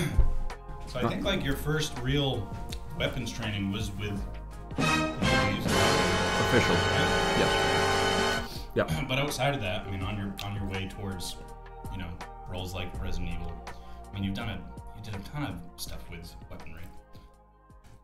Yeah. Okay. One second. I think it was you guys. You taught me little hand. I remember boxing out in the yard with James and you guys, just sparring, just getting used to that movement because I didn't have any experience. You got me the physicality of a Marine type character, right? Also with the weaponry, yes, you guys taught me how to move with firearms, how to look legit, how to look trained, like a professional. And yes, I have taken that through my entire career. You'd be surprised how many roles people lose out on because they don't move sufficiently with weaponry, whether that be like sword work or firearms or anything like that. There are so many roles that involve that, whether it's like a cop, military, secret agent, criminal, bank robber. It all helps, and there's so many roles, and so every project requires a little something different. The fact that you are just building this repertoire of skills and movement tactics and talents, I want to keep building, but it's tough because it takes a lot of effort. Like, I talk a lot about the stunt community. I don't call myself a stunt man. I am an action actor, very stunt capable, but I have a lot of the utmost respect for the stunt people that I've worked with, like the professionals who train, they dedicate their whole lives to that stuff. And I mean, look at the movies that win Best Picture, the games that win Best Game of the Year and all that stuff. Like, they'd be nothing. Some of them, they'd be nothing without the stunt teams. And so I have a lot of respect for the physicality behind acting. Of course, I want to learn more, but I'm somewhere in the middle, Yeah. I'm just stunt capable. I'm just a very physical person. And you're willing too. I think I'm that willing. makes a difference too. I'm willing. I learn to. I know what I have to do to keep it safe and everything, but bring that into my characters whenever I can, and it's what helped me get Resident Evil 2, and that's a project that changed my entire life, and Absolutely. I would not have booked that. I think I told you guys. That I wouldn't have booked it without your training. It would have been a toss-up between me and a few other guys, and whoever had more firearm training than I did, it would have went to them probably. Yeah. And so that's, life coming full circle, and I like to give credit where credit's due, and 10th Gate, give it up to you guys. Thanks, man. So thank you. I remember you saying too, like working with more studios abroad too, and just seeing the way that they train a little differently, like having less of that vernacular about like what those movements look like, and so having you in that space alongside those other actors, I think brings a certain something. That is a lot, my friend. Yep. Okay. We just hit our goal, Travis. You think I'm gonna go soft now? We hit our goal. I wasn't. Right, we'll join you for that. Johnny, you want to hit us with another lightning round question? We're working on getting them to you so you can read. Oh, beautiful. The audio. Love it. Read them off my phone. Love it. Thank you. I hope that answered your question. I think it was Luke. I think I'm immune to this at this point. There's nothing left inside of me. No, it's just like I'm not even sure I know that I'm eating anymore. It's just texture now. This not doesn't really even. flavor? This doesn't even taste like chicken anymore. Oh. Okay, so we've got a second question from donor Insomniac Zan. What's a fun memory or moment during the RE4 remake production that resonated with you? Fun moment? Yeah. Or something particularly memorable about the production. Oh, that is a hard question too. Jesus, I mean, wow.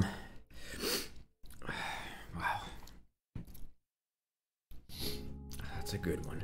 I'm sure there's a lot. There are so many. Hard to narrow down.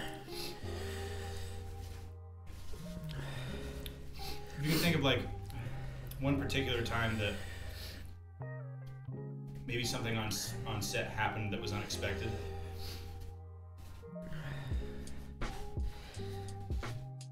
Okay. I have to keep this a little bit vague. So when you're doing games, a lot of things change. Alternate lines are given. You see the script and you try it out. If it doesn't work, you change things up and whatnot. And I worked really closely with Steve Knieble. He's a cinematic director. Amazing guy. Oh my God. He's probably my favorite director I've ever worked with on like a project of that scope, especially like I just trusted that guy 100%. We speak the same language and it's really comfortable being on set with him, and his ideas are just brilliant. Yeah. And every time he has a suggestion, I just get it. It just clicks and I'm like, yes! I just understand it. And so we had a few alternatives scripted for the opening scene where he says the famous bingo line, and there were a few options we were toying with, and we did a few performances, and it just wasn't really, some weren't landing right or didn't feel right. And then it was Steve who said, he's like, let's throw in like the old classic, which is arguably probably the most famous line from the entire game, where he says, "Where's everyone going? Bingo." And we threw it in there, and it only took one take for the vibe to be right. The energy was just flowing. Everybody was laughing on set. It just landed, the sarcasm and everything. And so that moment right there was really special for me because, number one, Paul Mercier, who voiced Leon in the original RE4 2005, that performance, like he is an actual hero of mine. When I played his game back in the day, that's where I introduced my little brother to Resident Evil. And we bonded over that game, over his performance, and that bingo line just hit, and like his character stuck with me this whole time. And to say that line 18 years later, just like out of something, like a wave came over me of just like, oh my God, we're doing this. Yeah, it's real. We're doing this game again. And I'm happy that I got to tell Paul Mercier in person. I got to say to him that he's a hero of mine, And yeah, it's just like a full circle moment in life. So that was a really special moment, I'll say. That's awesome. We're going in. Get it, buddy. Get it. Oh, gee, I didn't mean to do that. Oh, okay. This bottle's almost gone, Travis. Stop. We've only got 2 left. 2 wings Take left. it away.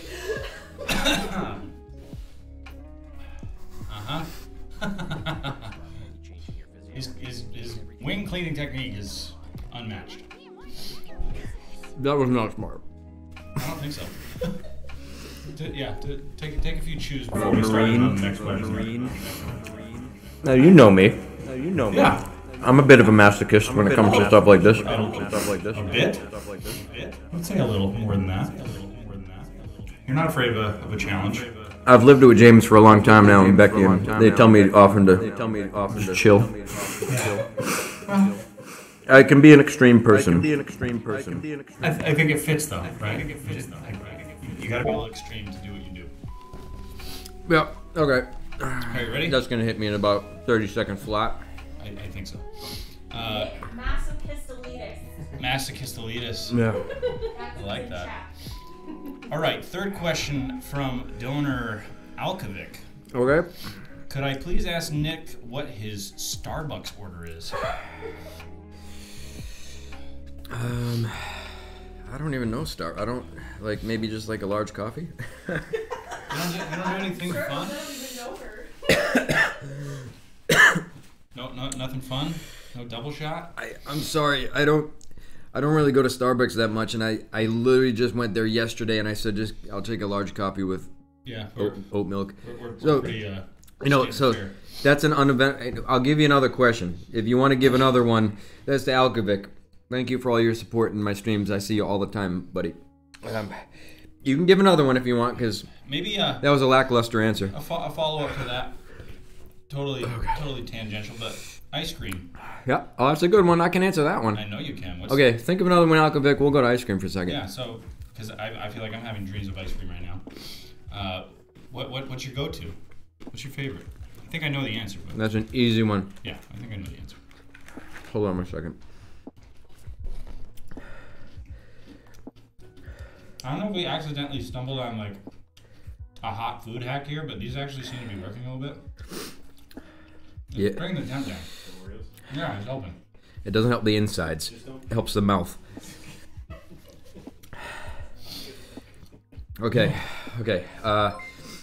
I am a bit of a ice cream connoisseur, I like to think. Okay. You've been known to crush a pint here and there. Yep. I've tried almost every ice cream on the market. And my favorite, hands down, is a brand I've only really found in California. Maybe even just SoCal. It's a brand called McConnell's. Oh, we were just talking about this. Yep. That's right. The home base, the headquarters, is in Santa Barbara, I believe. And they've got a few satellite stores in the LA area. You can buy... you can get it in most supermarkets, and it is one of the more expensive pints on the market, but I think it's worth every penny. A lot of you guys, well, James and Becky have had it. I know that. Yeah. You might have had it. I think I had it last time I was here. And it's probably the best vanilla I've ever had. And I don't think... You got something for us, Johnny? Oh, Johnny's got something. Timbuktu Bear with a $50 All right. donation. Thank you. Thank you. Give your question to Jen.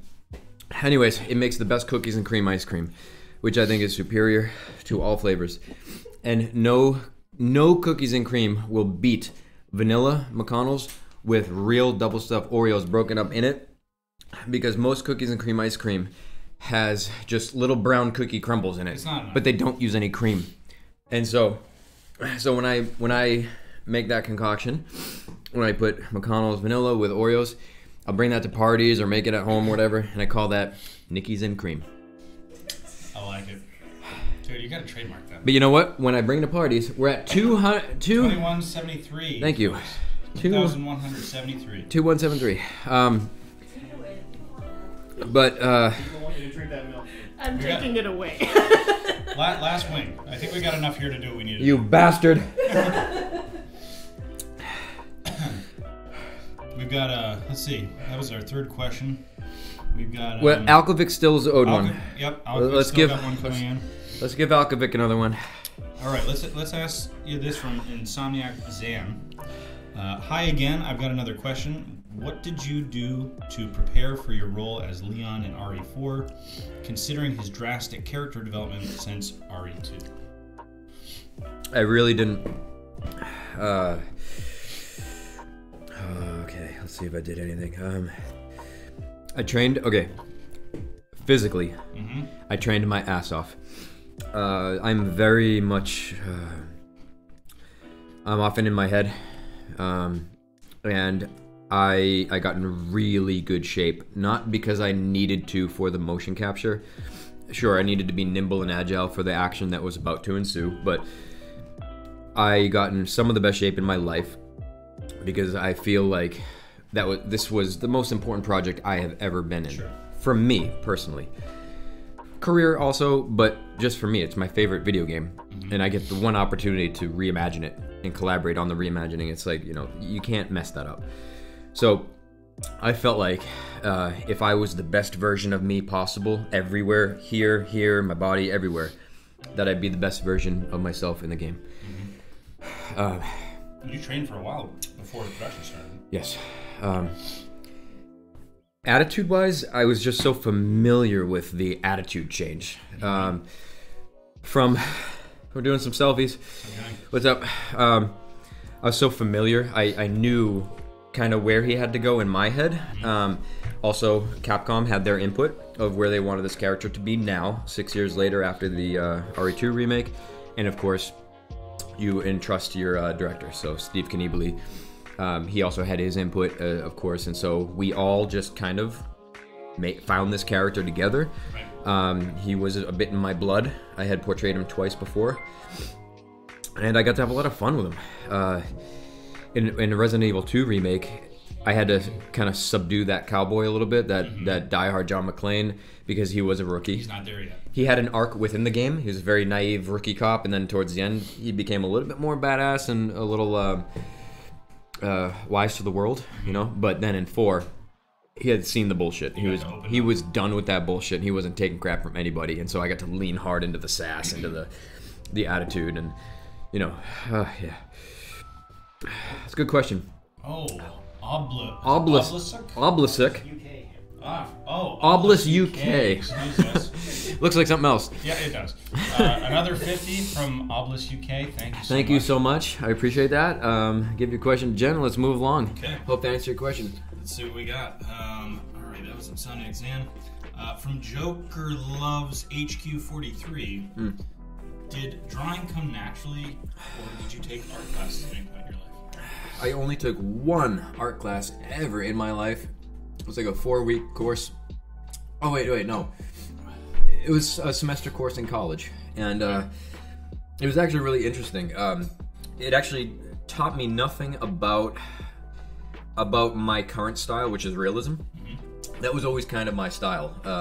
When I was a kid, I'd always draw with markers and crayons, but then I got into like portraits, and I liked copying real life. Yeah. And Which, if you guys are out there on Instagram, go back through his catalog. He's got some really nice work on there.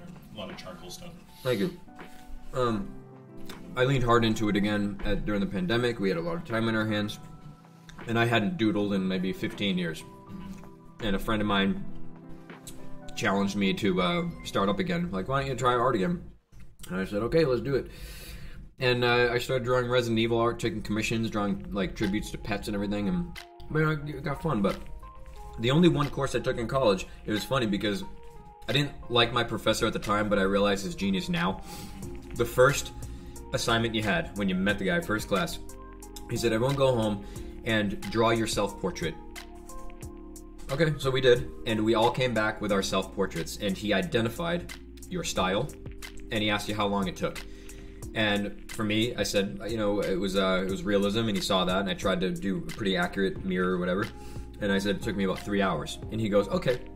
He goes, go home, you're not using graphite, you are going to use charcoal, and you're going to draw your self-portrait in 3 minutes. Wow, okay. And so what he did was he assessed everyone's style, flipped it on its ass, and he said, you are not going to draw in your style this semester. You're gonna, if you go for realism, you're gonna explore abstract. If you're an abstract painter, you're gonna explore realism graphite. He wanted to just open up people's horizons, I guess. And I was such a particular drawer. He called me a chicken shit drawer because he said, you draw with your fingertips. The lines and the small details. He said, this semester you're gonna draw with your elbow. He's like, I wanna see shapes, geometric shapes, and find the likeness of someone in 2 seconds flat, you know. He had me draw with charcoal. He had me draw with my left hand. He had me draw with my toes. He said put charcoal in your toes and draw your self-portrait. And I had to bring in these assignments, and he's like, there you go, now you're learning. And I appreciate that. So where did the woodworking come in with all this? Because I mean, you do quite a bit of woodwork as well. I mean, making one-off tables and. You know, as you're asking these questions, I realized that we have a wing here. We haven't even got to Last Dab yet. We did the Last Dab. We've done it 3 times. We might need another honey Oreo. We do it. Oh, we've got another one from the Baron of Zealand. Baron of Zealand. Amazing. Okay, we're at 2273. Awesome. So we have blown through our goal. We're still on the rise and we're still going. But I think we need to do. Probably earned another favorite sauce on an Oreo. Which one? Yes, Picaro did. We could go a different route. We could try something not sweet, I guess. Picaro, you know what? As our biggest donor, it's your call, buddy. Yeah, what do you want to see? It's your call. Don't say milk. We're doing good. Actually, want to hit me with some water though? Quitter. It's only a gallon per person. That's all we're allowed. Carl says I will always vote honey. Wow. Okay. Thank you, Picaro, for your mercy. Honey is love. Honey is life. He said. Honey is love. Okay. All right, let's get it. Okay. You got one on deck there? Okay. Always, my friend. Just, hey, you probably got a couple in your pocket. Go. All right. That's good. I might have to finish this stream with a Last Dab Oreo. You have to. Yeah, give the people what they want. Never say what you want. People want milk. I guess the people do want Until it. you drink some milk. Alright, hey, cheers. It's going in. Picaro, to everybody who's donated and to everyone hanging out. And once again, to everyone in this room and the other room helping out. Thank you. My pleasure. I appreciate you all and I love you. That's really good. Oh, yeah. That's really good. Mm. It's like just enough a little background heat. And by comparison to what we've been eating, it almost is like a cooling effect now. Which is weird. Yep. Alright, I think I've got those are all the questions I've got on hand here, John. How many more have we got? We got a couple more coming. There's got to be 3 more, though. Okay. Do we... Well, Katie, we still haven't done some... First time you raise milk, are we going for it? Well, if we don't do milk, we're not doing more Last Dab, so... It's a prerequisite. Alright. Travis, we're gonna be in bad shape later. Man, and I thought I It's gonna be felt weird, the eh? unpenny a lot in game. That is like... That's like a nice hug. That's a mouth hug. That's a mouth hug. Oh. Oh, man. Come Is here. this straight up cream is what we're drinking? It's half and half. Okay. Is this cream? There's a cow outside. We just Yeah. It tastes fresh. I mean, it's doing the trick though. Travis, we're gonna be in bad shape. Oh, Not dietary, not recommended. not recommended. Not dietitian recommended. Yeah, this is one of the most bizarre meals I've ever had in my life. Oh, we got him? Okay. Alright, let's see. Oh, is the Jan Von Lee questions? Okay. Alright, so my question for Nick is, if he had to do it again, which would he rather do? Last Dab. We already know that. The freezing water chute in Bolivia or these hot wings? Well, it was the freezing water chute was in Cambridge, Massachusetts, with Houston. Oh, I thought they might have insider information that I didn't have. No, Bolivia was sweltering hot. Yeah, so between a cold plunge and this. I would say still this. I mean, Yeah, you know cold what? water is Ask me in 5 hours. right. But During recovery? But absolutely this. That was extreme pain towards getting out, and then afterwards it was, yeah, that was rough. I would do this again. All right. Yeah. Should we hit this last wing, or do we want to wait for a few more cues? A few more questions. My stomach is in knots right now. All right, we got 2 more on the sheet here. Let me hit you with this one. Maybe we should do another wing. Do another wing? She can't stop me from dunking here. That is true.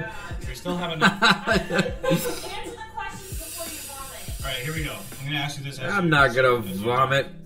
So, Loop13 asks, what movie or video game have you seen or played that's left the biggest personal impact on you as a person?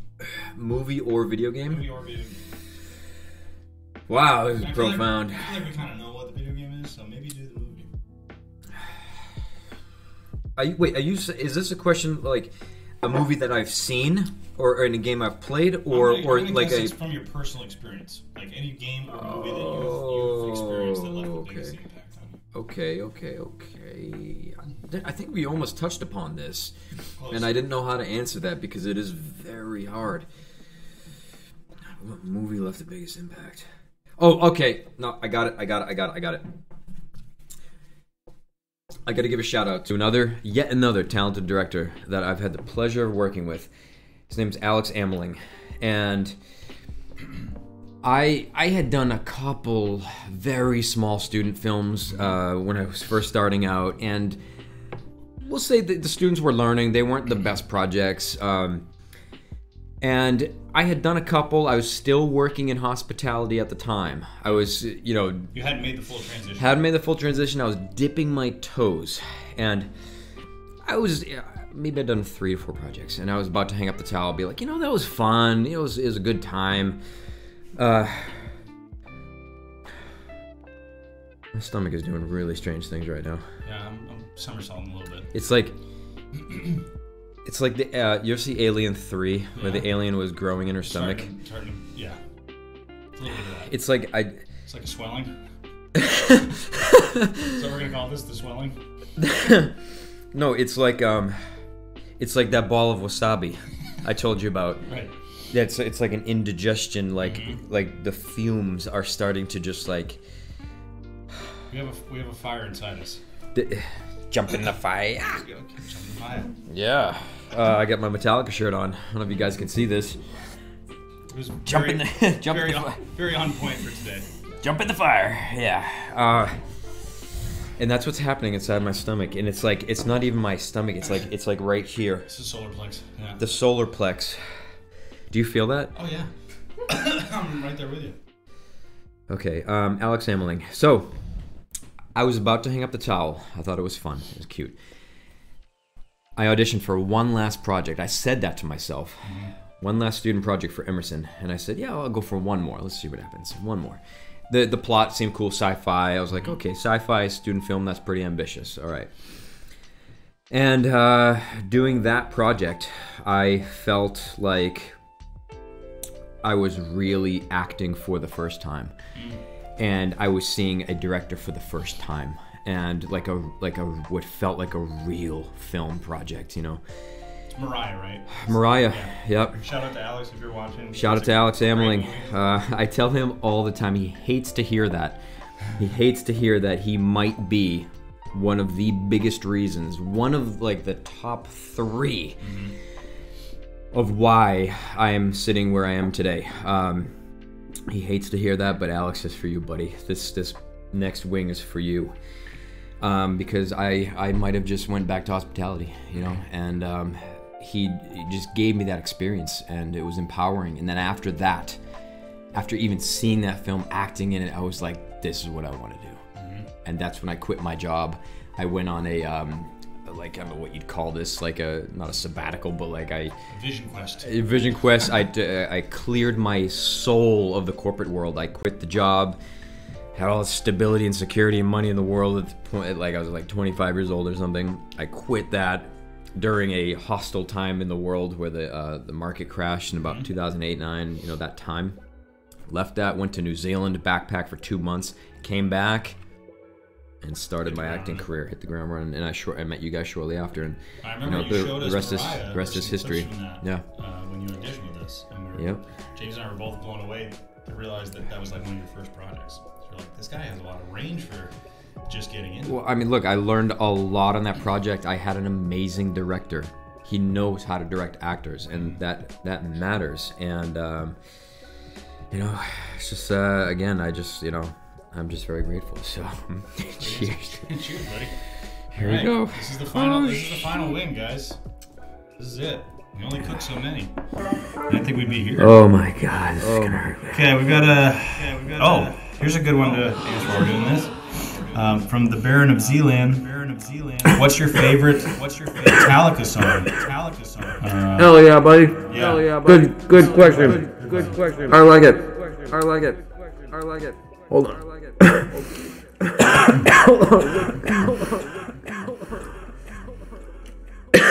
Becky, I think I've had enough last dab. Yeah. Oh my God. When it gets in the throat, that's when it gets you. It is my entire body right now. I'm made of skin and last dab. Our insides are all last dab. Oh my God. What was the question? We're the last dabs, the two of us. Favorite Oh yeah, Metallica favorite song. Metallica song. Okay. Favorite Metallica song, easy. And that is Orion off of the Master Puppets album 1986. Give me some love, Johnny. I would not accept any other answer. Good choice. That's a good one. Yeah. Instrumental all the way. Was Metallica the reason you attribute for wanting to play guitar as well? One of the big ones, Top yeah. ones? Believe it or not, it was one solo that really I wanted to do that solo. And I said, well, I guess I got to learn guitar for that. Was the solo and Sweet Child of Mine from Guns N' Roses. Mm-hmm. That solo fucking rocks. I shouldn't be swearing on this charity stream. It freaking rocks. And but Nirvana was my entrance to rock and roll. Was Nirvana and Queen. Like, I know they're very different, but that's just what I listened to. And then after Nirvana and that, like, the grunge stuff, like Soundgarden and Offspring, stuff like that, then I was introduced to Metallica, and that was just like Open your mind. just that much harder at the time with that metal, the 90s metal, 80s metal, and I just got into it. I love the attitude behind it of like, fuck it, we're gonna do whatever we're gonna do, we're gonna be ourselves and everything. And I became very rebellious in my teen years, and I didn't want to conform to anything, and I don't know, they shaped my early self as you're developing your personality, your characteristics and all that stuff. And I don't know, I just really like latched onto them. And then metal, rock and roll, then I expanded a little bit. I appreciate 60s, 70s, 50s rock, like even like Elvis, Right. where it all came from, like the I don't know, I just like making music. I love guitar. I know you play guitar. You're quite good at guitar. But I never made a guitar, which you did. So tell people about that, because that's pretty interesting. That you were committed enough to say, you know what, I like electric guitar enough that I'm gonna buy my own pieces and create. Am I sweating? You look like you're crying. It's because it's emotional.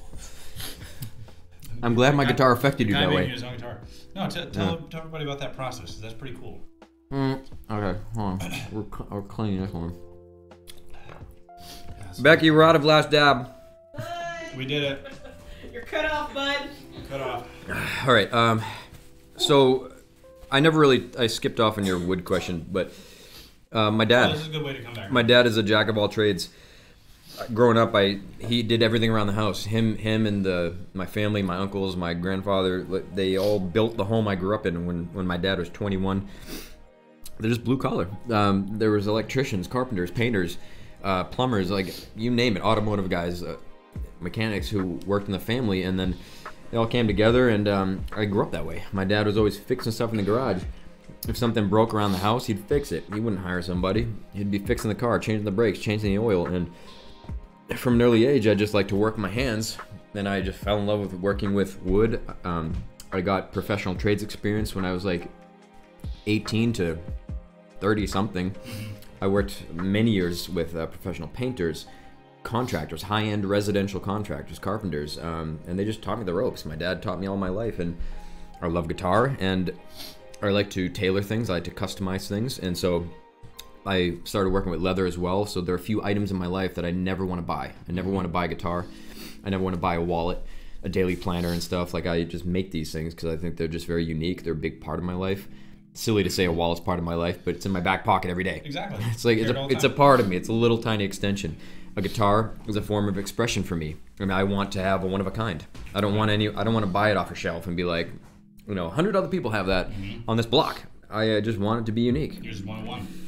There's a quote, there's only one of you in all time. Fearlessly be yourself. And, I can lean into that even harder in my life sometimes, but whenever I can express myself and share my uniqueness, I think that's important for people to do.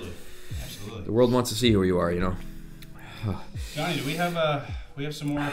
Darren Zealand said the God That Failed is his favorite Metallica. Black Album. And I just sent Tony the pictures of the guitar so you can put it up on. Oh, there we go. Here, Cool. have an Oreo. Oh, thanks, buddy. Oh, we're doing double? Oh, you're cheersing. Okay. Cheers, in. Do we need a little Dunkaroo or maybe some honey or maybe another one? I think we do this one dry. This is a cool down. That last one hit me. Hey. Oh, that's a little breakaway. We're gonna. Oh, right. These work though. I don't know if it's the cream in these. It's just cooling me off. May work. What? No little donkey here. What's favorite sauce? People want to know. Oh, favorite sauce. What was the favorite? You know what? I don't remember what happened 10 minutes ago. Did we reach our goal? Oh yeah, we reached our goal. I kind of think that this guy, even though it was hot, was good. No, that was the one that tasted like nothing. No, that was this one. Wasn't it? No. We're at 2273. 2273. We have smashed our goal. Thank you, everybody. No, that was the one that tasted like tin. Wait, I thought that was the mustardy guy. I don't know. What year is it? Wasn't that the tin one? That was the metal one. I don't know. There's only one way to find out. Oh my god. No. Mustardy. I don't know. Hey, try doing this. Dunk this in the half and half. It's All right, let's get it. pretty freaking amazing. We deserve a little dessert. I think we're still waiting on, what, two or three questions, or is that all we got? So far, that's all been sent. Okay. This tastes like ice cream. That's nice. Right? I don't remember the last time I had a glass of half and half, though. That feels bizarre. Isn't that good, though? It's pretty good. I might have a couple more. We're going to be in such bad shape. So, what do you think is next on the horizon for you, career-wise? Like, where are you hoping to go? Well, I love acting in video games, and so I'm pushing that pretty hard. So maybe some good projects in the horizon.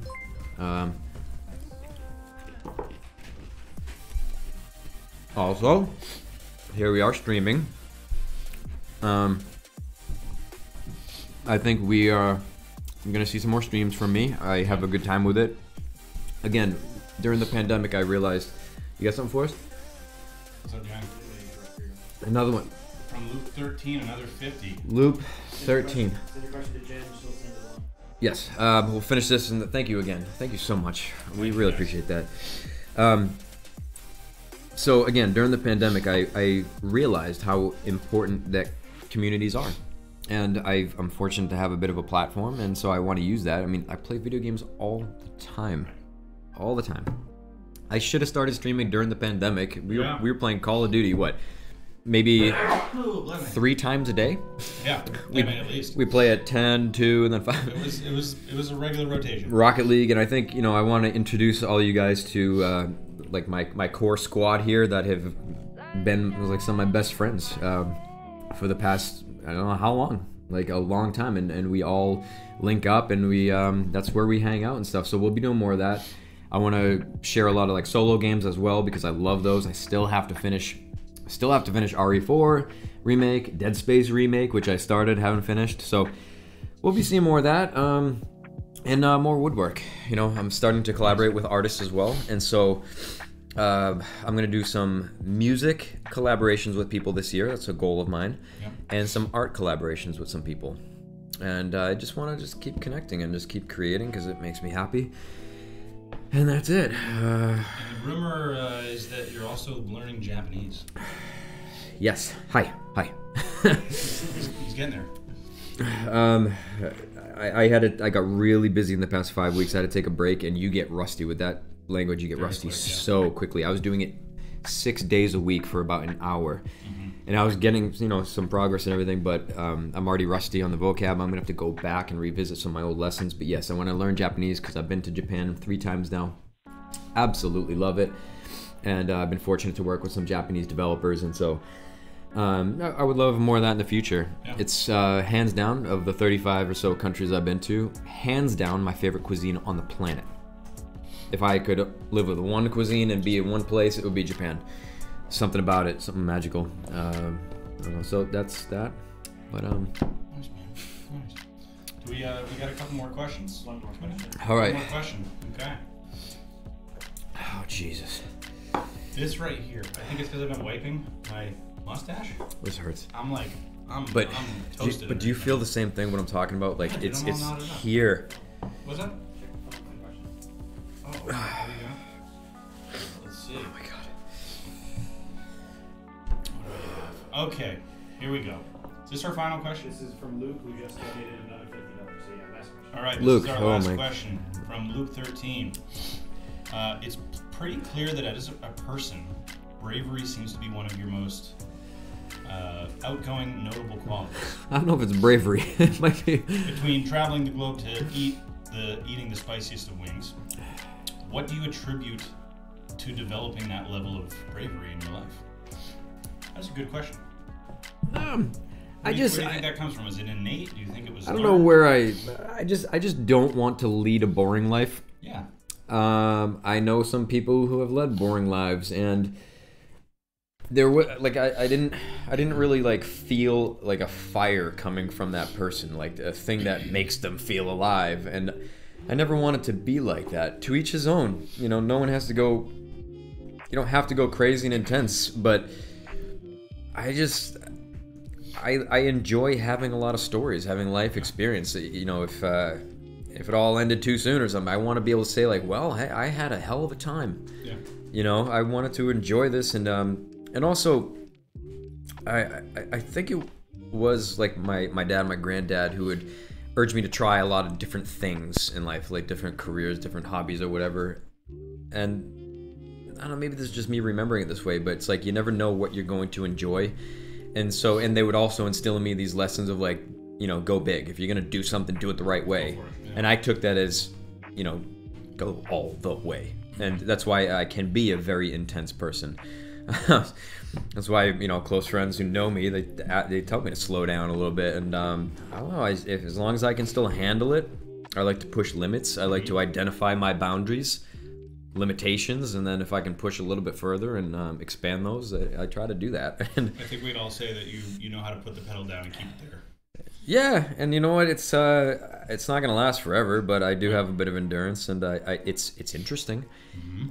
My life is not boring, and you certainly got stories. Got stories. So I hope that answers your question. That was a good one. What do we think? Do one more Oreo. Can I do one more Oreo? Got you. Okay. Oh, we might be out of Oreos too. Oh no, we're gonna drink this one. Let's drink this one. Well, this has been a good. We did it, man. We saw. Yeah, what are we at now? We're just at 2323. 2323. Wow. Okay. So you're gonna drink this. We got it.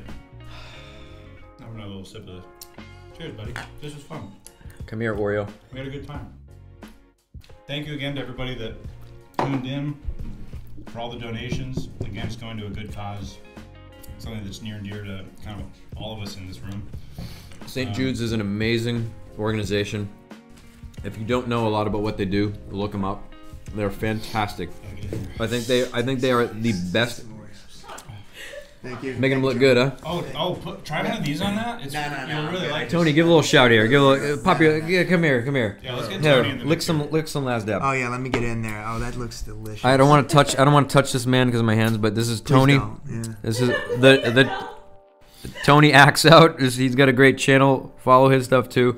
The links, you guys have been seeing him, but Tony, thank you so much. You have been crucial in the success of this fundraiser. I feel like I stumbled across like a bear den of just dead raccoons everywhere. I think if we fed this to a bear, we would never see it again. You're about to never see me again. Guys, this is my last stream, guys, so thank you for being here, being a part of this. I haven't touched my eyes. Yeah, don't touch your eyes. I need a shower after this. For sure. Can we take a shower here? Yeah. Shower. And dude, thank you for having me on here. It's freaking awesome. This was a new level in our relationship. Yeah, Spice Mountain, man. We did it. We did the thing. Transcended. This is transcendent. Awesome. So, All right. all right. So once again, but we're not gonna sign off yet. Hold on. What's up? No, it's all right. Look, before we leave, once again, thank you for all the donations. Even just thank you for hanging out. If you were here with us, it matters. It helps for visibility. Thank you, Travis, for Thank you, Nick. going on this stupid, insane journey. It was a ride, man. we overdid it. I think our insides are gonna need a break. But thank you for your hosting Absolutely. specialities. Thank you to everyone here, all my friends, to Day and Tony for hosting. My mods, thank you, as always, Jen Von Lee and Kemi. Thank you for running the show behind the scenes. And thank you. I don't feel good. I think we deserve a Tums. I brought Tums. Did you? We have Tums and Pepto. Okay, good. I think that's for dinner. We're having a Tum burger. Tums and Pepto. A Tum burger. Oh. Okay, I think that's it, guys. So thank you. This will be live on YouTube or something. We'll highlight it. I don't even know how to talk at this point. Thank you. And this was lovely. Awesome. Thank you, guys. Cheers. Take care. Over and out. Wow, guys. Hold.